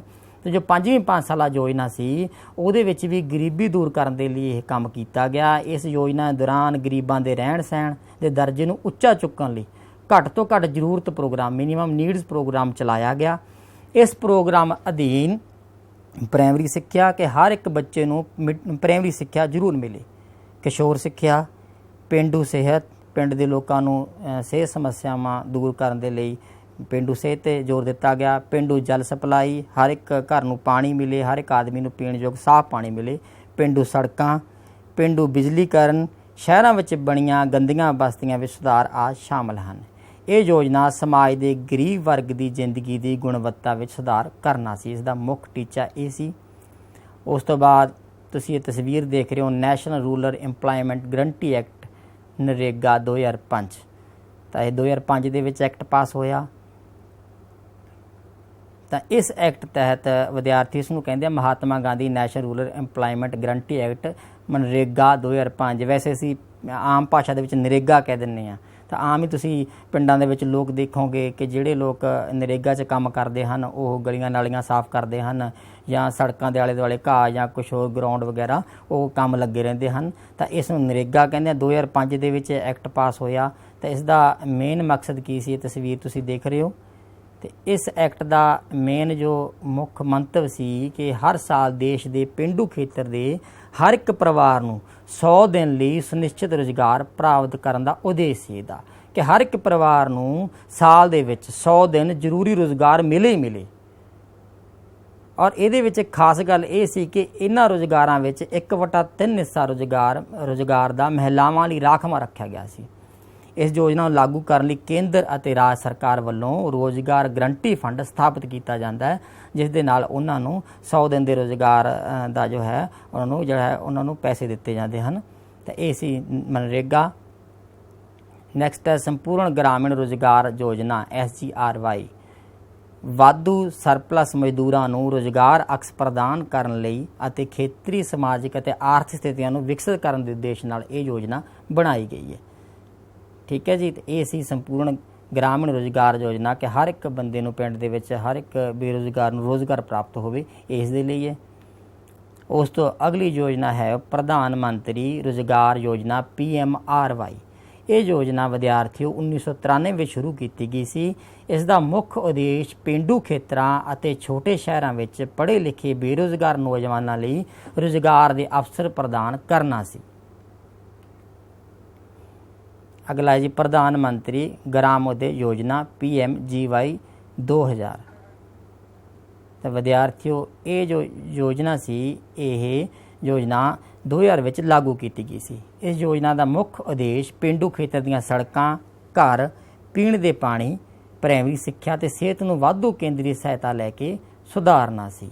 ਅਤੇ ਇਸ ਨੂੰ PMGY ਪ੍ਰਧਾਨ ਮੰਤਰੀ ਗ੍ਰਾਮੋਦਯ ਯੋਜਨਾ ਕਹਿੰਦੇ ਆ ਕਿ ਪਿੰਡ ਦਾ ਵਿਕਾਸ ਹੋਵੇ, ਭਾਵੇਂ ਉਹ ਸੜਕਾਂ ਪੱਖੋਂ ਹੋਵੇ, ਭਾਵੇਂ ਲੋਕਾਂ ਨੂੰ ਰਹਿਣ ਲਈ ਪੱਕੇ ਮਕਾਨ ਤਿਆਰ ਕਰਕੇ ਦਿੱਤੇ ਜਾਣ, ਉਹਨਾਂ ਨੂੰ ਪੀਣ ਵਾਲਾ ਪਾਣੀ ਮੁਹੱਈਆ ਕਰਾਇਆ ਜਾਵੇ, ਪ੍ਰਾਇਮਰੀ ਸਿੱਖਿਆ, ਸਿਹਤ ਸੰਬੰਧੀ ਸਹੂਲਤਾਂ ਪ੍ਰਦਾਨ ਕੀਤੀਆਂ ਜਾਣ। ਇਸ ਲਈ ਇਹ ਸਨ 2000 ਦੇ ਵਿੱਚ ਸ਼ੁਰੂ ਕੀਤੀ ਗਈ। ਅਗਲੀ ਯੋਜਨਾ ਹੈ ਅੰਤੋਦਿਆ ਅੰਨ ਯੋਜਨਾ AAY। ਤਾਂ ਵਿਦਿਆਰਥੀਓ ਤੁਸੀਂ ਤਸਵੀਰ 'ਚ ਦੇਖ ਰਹੇ ਹੋ ਅੰਤੋਦਿਆ ਅੰਨ ਯੋਜਨਾ AAY। ਇਹ ਯੋਜਨਾ ਸਾਲ 2000 ਵਿੱਚ ਸ਼ੁਰੂ ਕੀਤੀ ਗਈ ਸੀ। ਇਹ ਯੋਜਨਾ ਅਧੀਨ ਗਰੀਬ ਪਰਿਵਾਰਾਂ ਦੀ ਪਛਾਣ ਕੀਤੀ ਜਾਂਦੀ ਸੀ ਜਿਨ੍ਹਾਂ ਨੂੰ 25 ਕਿਲੋ ਅੰਨ ਬਹੁਤ ਹੀ ਘੱਟ ਕੀਮਤ 'ਤੇ ਜਿਵੇਂ ਕਿ 2 ਰੁਪਏ ਪ੍ਰਤੀ ਕਿਲੋ ਕਣਕ ਅਤੇ 3 ਰੁਪਏ ਪ੍ਰਤੀ ਕਿਲੋ ਚਾਵਲ ਦਿੱਤਾ ਜਾਂਦਾ ਹੈ। ਅਸੀਂ ਆਮ ਹੀ ਪੇਂਡੂ ਖੇਤਰਾਂ ਦੇ ਵਿੱਚ ਦੇਖਦੇ ਹਾਂ ਕਿ ਡੀਪੂ ਦੇ ਉੱਤੇ ਕਹਿੰਦੇ ਹੈ ਕਿ ਜਿਵੇਂ ਅਨਾਊਂਸਮੈਂਟ ਕਰਦੇ ਹੈ ਕਿ ਕਣਕ ਆਪਦੀ ਲੈ ਕੇ ਜਾ ਸਕਦੇ ਹੈ, ਆ ਚੁੱਕੀ ਹੈ। ਇਸ ਤਰ੍ਹਾਂ ਜੋ ਇਹ ਬਹੁਤ ਗਰੀਬ ਪਰਿਵਾਰਾਂ ਨੂੰ ਪਛਾਣ ਕਰਕੇ ਇੱਕ ਕਾਰਡ ਦੇ ਤਹਿਤ ਉਹਨਾਂ ਨੂੰ ਜੋ ਹੈ ਇਹ ਅੰਨ ਬਹੁਤ ਹੀ ਸਸਤੇ ਰੇਟ ਦੇ ਉੱਤੇ ਪ੍ਰਦਾਨ ਕੀਤਾ ਜਾਂਦਾ ਹੈ। ਤਾਂ ਇਸ ਤਰ੍ਹਾਂ ਇਹ ਵੀ ਇੱਕ ਯੋਜਨਾ ਹੈ। ਹੁਣ ਵਿਦਿਆਰਥੀਓ ਅਸੀਂ ਕਰਾਂਗੇ ਅਭਿਆਸ। ਜਿੰਨਾ ਅਸੀਂ ਪਾਠ ਪੜ੍ਹਿਆ ਉਸ ਦੀ ਅਭਿਆਸ ਕਰਾਂਗੇ। ਅਭਿਆਸ ਦੇ ਵਿੱਚ ਵਸਤੂਨਿਸ਼ਟ ਪ੍ਰਸ਼ਨ ਹਨ। ਸਭ ਤੋਂ ਪਹਿਲਾਂ ਬਹੁ ਵਿਕਲਪੀ ਚੋਣ ਪ੍ਰਸ਼ਨ। ਭਾਰਤ ਵਿੱਚ ਗਰੀਬੀ ਵਿੱਚ ਰਹਿਣ ਵਾਲੇ ਲੋਕਾਂ ਦੀ ਸੰਖਿਆ ਕਿੰਨੀ ਹੈ? ਤੇ ਵਿਦਿਆਰਥੀਓ ਇਸ ਦਾ ਸਹੀ ਉੱਤਰ ਹੈ 27 ਕਰੋੜ। ਅਗਲਾ ਪ੍ਰਸ਼ਨ ਹੈ ਗਰੀਬੀ ਦਾ ਅਨੁਪਾਤ ਵਿੱਚ ਘੱਟ ਹੈ ਕਿਹੜੇ ਦੇਸ਼ਾਂ ਵਿੱਚ? ਸਹੀ ਉੱਤਰ ਹੈ ਵਿਦਿਆਰਥੀਓ ਵਿਕਸਿਤ ਦੇਸ਼ਾਂ ਦੇ ਵਿੱਚ। ਅਗਲਾ ਪ੍ਰਸ਼ਨ ਹੈ ਭਾਰਤ ਵਿੱਚ ਸਭ ਤੋਂ ਜ਼ਿਆਦਾ ਗਰੀਬ ਰਾਜ ਕਿਹੜਾ ਹੈ? ਤਾਂ ਅਸੀਂ ਪੜ੍ਹ ਕੇ ਆਏ ਕਿ ਉੱਤਰ ਪ੍ਰਦੇਸ਼, ਬਿਹਾਰ, ਪੰਜਾਬ ਜਾਂ ਡੀ ਆਪਸ਼ਨ ਰਾਜਸਥਾਨ। ਕਿਹੜਾ ਰਾਜ ਸਭ ਤੋਂ ਜ਼ਿਆਦਾ ਗਰੀਬ ਹੈ? ਤਾਂ ਇਸ ਦਾ ਸਹੀ ਉੱਤਰ ਹੈ ਵਿਦਿਆਰਥੀਓ ਬਿਹਾਰ। ਅਗਲਾ ਪ੍ਰਸ਼ਨ ਹੈ ਤੁਹਾਡੀ ਸਕਰੀਨ ਤੇ ਰਾਸ਼ਟਰੀ ਆਮਦਨ ਕਿਸ ਦਾ ਸੂਚਕ ਹੈ? ਏ ਜਨਸੰਖਿਆ, ਬੀ ਗਰੀਬੀ ਰੇਖਾ, ਸੀ ਸਪੇਗ ਗਰੀਬੀ, ਡੀ ਨਿਰਪੱਖ ਗਰੀਬੀ। ਤਾਂ ਇਸ ਦਾ ਸਹੀ ਉੱਤਰ ਵਿਦਿਆਰਥੀਓ ਹੈ ਸਪੇਗ ਗਰੀਬੀ। ਇਹ ਸੀ ਕੁਛ ਵਸਤੂਨਿਸ਼ਟ ਪ੍ਰਸ਼ਨ। ਇਸ ਤੋਂ ਬਾਅਦ ਖਾਲੀ ਸਥਾਨ ਭਰੋ। ਤੁਹਾਡੀ ਕਿਤਾਬ ਦੀ ਅਭਿਆਸ ਦੇ ਵਿੱਚ ਇਹ ਸਭ ਕੁਝ ਦਿੱਤਾ ਹੋਇਆ ਹੈ। ਤਾਂ ਇਹ ਕੁਝ ਖਾਲੀ ਥਾਵਾਂ ਨੇ। ਪਹਿਲਾ ਸੰਸਾਰ ਦੀ ਕੁੱਲ ਗਰੀਬ ਜਨਸੰਖਿਆ ਦੇ ਡੈਸ਼ ਤੋਂ ਜ਼ਿਆਦਾ ਗਰੀਬ ਭਾਰਤ ਵਿੱਚ ਰਹਿੰਦੇ ਹਨ। ਤਾਂ ਵਿਦਿਆਰਥੀਓ ਅਸੀਂ ਲੈਸਨ ਦੇ ਵਿੱਚ ਪੜ੍ਹਿਆ ਸੀ ਕਿ ਸੰਸਾਰ ਦੀ ਕੁੱਲ ਗਰੀਬ ਜਨਸੰਖਿਆ ਦੇ 1/5 ਤੋਂ ਜ਼ਿਆਦਾ ਗਰੀਬ ਭਾਰਤ ਵਿੱਚ ਰਹਿੰਦੇ ਹਨ। ਦੂਸਰਾ ਹੈ ਗਰੀਬੀ ਗਰੀਬ ਲੋਕਾਂ ਵਿੱਚ ਡੈਸ਼ ਦੀ ਭਾਵਨਾ ਪੈਦਾ ਕਰਦੀ ਹੈ। ਤਾਂ ਇਸ ਦਾ ਉੱਤਰ ਹੈ ਲਾਚਾਰੀ, ਕਿ ਜੋ ਗਰੀਬੀ ਹੈ ਉਹ ਗਰੀਬ ਲੋਕਾਂ ਵਿੱਚ ਲਾਚਾਰੀ ਦੀ ਭਾਵਨਾ ਨੂੰ ਪੈਦਾ ਕਰਦੀ ਹੈ। ਤੀਸਰਾ ਹੈ ਡੈਸ਼ ਲੋਕਾਂ ਨੂੰ ਡੈਸ਼ ਨਾਲੋਂ ਜ਼ਿਆਦਾ ਕੈਲਰੀ ਦੀ ਲੋੜ ਹੁੰਦੀ ਹੈ। ਤੇ ਇਸ ਦਾ ਆਪਸ਼ਨ ਹੈ ਵਿਦਿਆਰਥੀਓ ਪੇਂਡੂ ਖੇਤਰ ਦੇ ਲੋਕਾਂ ਨੂੰ ਸ਼ਹਿਰੀ ਖੇਤਰ ਦੇ ਲੋਕਾਂ ਨਾਲੋਂ ਜ਼ਿਆਦਾ ਕੈਲਰੀ ਦੀ ਲੋੜ ਹੁੰਦੀ ਹੈ। ਅਗਲੀਆਂ ਖਾਲੀ ਥਾਵਾਂ ਪੰਜਾਬ ਰਾਜ ਨੇ ਡੈਸ਼ ਦੀ ਸਹਾਇਤਾ ਨਾਲ ਗਰੀਬੀ ਘੱਟ ਕਰਨ ਵਿੱਚ ਸਫਲ ਰਹੇ ਹਨ। ਤਾਂ ਕਿਸ ਦੀ ਸਹਾਇਤਾ ਨਾਲ? ਉੱਚ ਖੇਤੀ ਵਾਧਾ ਦਰ, ਕਿ ਪੰਜਾਬ ਜੋ ਰਾਜ ਸੀ ਉਸਨੇ ਖੇਤੀ ਦੇ ਵਿੱਚ ਜੋ ਦਰ ਹੈ ਉਹ 'ਚ ਵਾਧਾ ਕੀਤਾ ਜਿਹਦੇ ਨਾਲ ਗਰੀਬੀ ਉਹਨਾਂ ਨੇ ਘੱਟ ਕਰੀ ਹੈ। ਪੰਜਵੀਂ ਖਾਲੀ ਸਥਾਨ ਹੈ ਉਹ ਤਰੀਕਾ ਜਿਹੜਾ ਜ਼ਿੰਦਗੀ ਦੀਆਂ ਮੁੱਖ ਲੋੜਾਂ ਨੂੰ ਪੂਰਾ ਕਰਨ ਲਈ ਘੱਟੋ ਘੱਟ ਜ਼ਰੂਰੀ ਆਮਦਨ ਨੂੰ ਮਾਪਣ ਦਾ ਹੈ, ਉਹਨੂੰ ਕਹਿੰਦੇ ਹਨ, ਕੀ ਕਹਿੰਦੇ ਹਨ ਜੀ? ਇਹ ਹੈ ਗਰੀਬੀ ਰੇਖਾ। ਪਾਵਰਟੀ ਲਾਈਨ ਇੱਕ ਉਹ ਤਰੀਕਾ ਹੈ ਜਿਸ ਨਾਲ ਸਾਨੂੰ ਜ਼ਿੰਦਗੀ ਦੀਆਂ ਮੁੱਖ ਲੋੜਾਂ ਹਨ ਉਹਨੂੰ ਪੂਰਾ ਕਰਨ ਲਈ ਘੱਟੋ ਘੱਟ ਜੋ ਜ਼ਰੂਰੀ ਆਮਦਨ ਹੈ ਉਹਨੂੰ ਮਾਪਣ ਲਈ ਤਰੀਕਾ ਉਹਨੂੰ ਗਰੀਬੀ ਰੇਖਾ ਕਹਿੰਦੇ ਹਨ। ਛੇਵਾਂ ਹੈ ਗਰੀਬੀ ਦੇ ਮਾਪਦੰਡ ਦਾ ਇੱਕ ਕਾਰਨ ਹੈ। ਤਾਂ ਇਹ ਹੈ ਵਿਦਿਆਰਥੀਓ ਸਪੇਗ ਗਰੀਬੀ। ਸਪੇਗ ਗਰੀਬੀ ਜੋ ਹੈ ਗਰੀਬੀ ਦੇ ਮਾਪਦੰਡ ਦਾ ਇੱਕ ਕਾਰਨ ਹੁੰਦਾ। ਇਸ ਤੋਂ ਬਾਅਦ ਅਸੀਂ ਕਰਾਂਗੇ ਸਹੀ ਗਲਤ। ਤਾਂ ਸਭ ਤੋਂ ਪਹਿਲਾਂ ਹੈ ਵਿਸ਼ਵ ਵਿਆਪੀ ਗਰੀਬੀ ਵਿੱਚ ਤੇਜ਼ੀ ਨਾਲ ਗਿਰਾਵਟ ਆਈ ਹੈ। ਦੱਸੋ ਵਿਦਿਆਰਥੀਓ ਕੀ ਉੱਤਰ ਹੋਊਗਾ ਇਸ ਦਾ? ਕਿ ਵਿਸ਼ਵ ਵਿਆਪੀ ਗਰੀਬੀ ਵਿੱਚ ਤੇਜ਼ੀ ਨਾਲ ਗਿਰਾਵਟ ਆਈ ਹੈ। ਤਾਂ ਇਸ ਦਾ ਸਹੀ ਉੱਤਰ ਹੈ ਵਿਦਿਆਰਥੀਓ ਬਿਲਕੁਲ ਸਹੀ ਹੈ ਇਹ। ਦੂਸਰਾ ਖੇਤੀਬਾੜੀ ਵਿੱਚ ਛੁਪੀ ਹੋਈ ਬੇਰੁਜ਼ਗਾਰੀ ਹੁੰਦੀ ਹੈ। ਕੀ ਸਮਝੇ ਤੁਸੀਂ? ਬਿਲਕੁਲ ਸਹੀ ਹੈ ਕਿ ਜੋ ਖੇਤੀਬਾੜੀ ਹੈ ਉਹਦੇ ਵਿੱਚ ਬੇਰੁਜ਼ਗਾਰੀ ਦਾ ਪਤਾ ਹੀ ਨਹੀਂ ਚੱਲਦਾ, ਉਸ ਵਿੱਚ ਛੁਪੀ ਬੇਰੁਜ਼ਗਾਰੀ ਬਹੁਤ ਜ਼ਿਆਦਾ ਮਾਤਰਾ 'ਚ ਪਾਈ ਜਾਂਦੀ ਹੈ। ਤੀਸਰਾ ਪਿੰਡਾਂ ਵਿੱਚ ਪੜ੍ਹੀ ਲਿਖੀ ਬੇਰੁਜ਼ਗਾਰੀ ਜ਼ਿਆਦਾ ਹੁੰਦੀ ਹੈ। ਤਾਂ ਇਹ ਵਿਦਿਆਰਥੀਓ ਗਲਤ ਹੈ। ਪਿੰਡਾਂ ਵਿੱਚ ਪੜ੍ਹੀ ਲਿਖੀ ਬੇਰੁਜ਼ਗਾਰੀ ਜ਼ਿਆਦਾ ਹੁੰਦੀ ਹੈ, ਇਹ ਬਿਲਕੁਲ ਗਲਤ ਹੈ। ਅਗਲਾ ਹੈ ਚੌਥਾ national sample survey organisation NSSO ਸਰਵੇਖਣ ਕਰਕੇ ਜਨਸੰਖਿਆ ਵਿੱਚ ਹੋ ਰਹੇ ਵਾਧੇ ਦਾ ਅਨੁਮਾਨ ਲਗਾਉਂਦੇ ਹਨ। ਤਾਂ ਵਿਦਿਆਰਥੀਓ ਇਹ ਹੈ ਬਿਲਕੁਲ ਸਹੀ। ਪੰਜਵਾਂ ਸਭ ਤੋਂ ਵੱਧ ਗਰੀਬੀ ਵਾਲੇ ਰਾਜ ਬਿਹਾਰ ਅਤੇ ਉੜੀਸਾ ਹਨ। ਤਾਂ ਵਿਦਿਆਰਥੀਓ ਇਹ ਵੀ ਬਿਲਕੁਲ ਸਹੀ ਹੈ।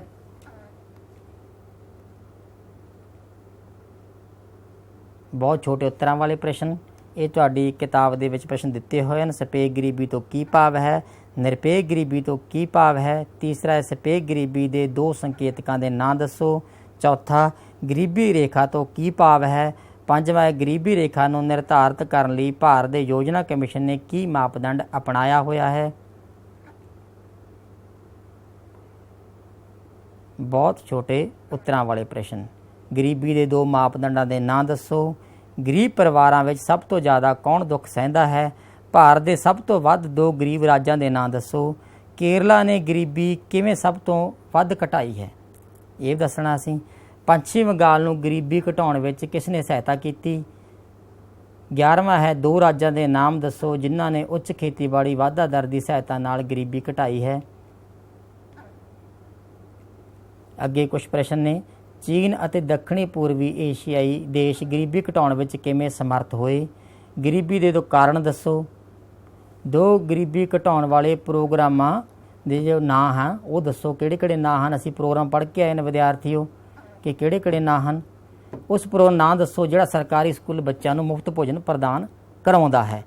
ਤਾਂ ਵਿਦਿਆਰਥੀਓ ਜੋ ਹੈ ਤੁਹਾਡੇ ਪ੍ਰਸ਼ਨ ਹਨ ਅਭਿਆਸ ਦੇ ਵਿੱਚ। ਤਾਂ ਉਮੀਦ ਕਰਦਾ ਹੈ ਕਿ ਤੁਹਾਨੂੰ ਇਹ ਜੋ ਲੈਸਨ ਹੈ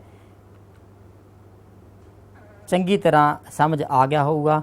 ਤੁਹਾਡਾ ਸਾਰਿਆਂ ਦਾ ਬਹੁਤ ਬਹੁਤ ਧੰਨਵਾਦ।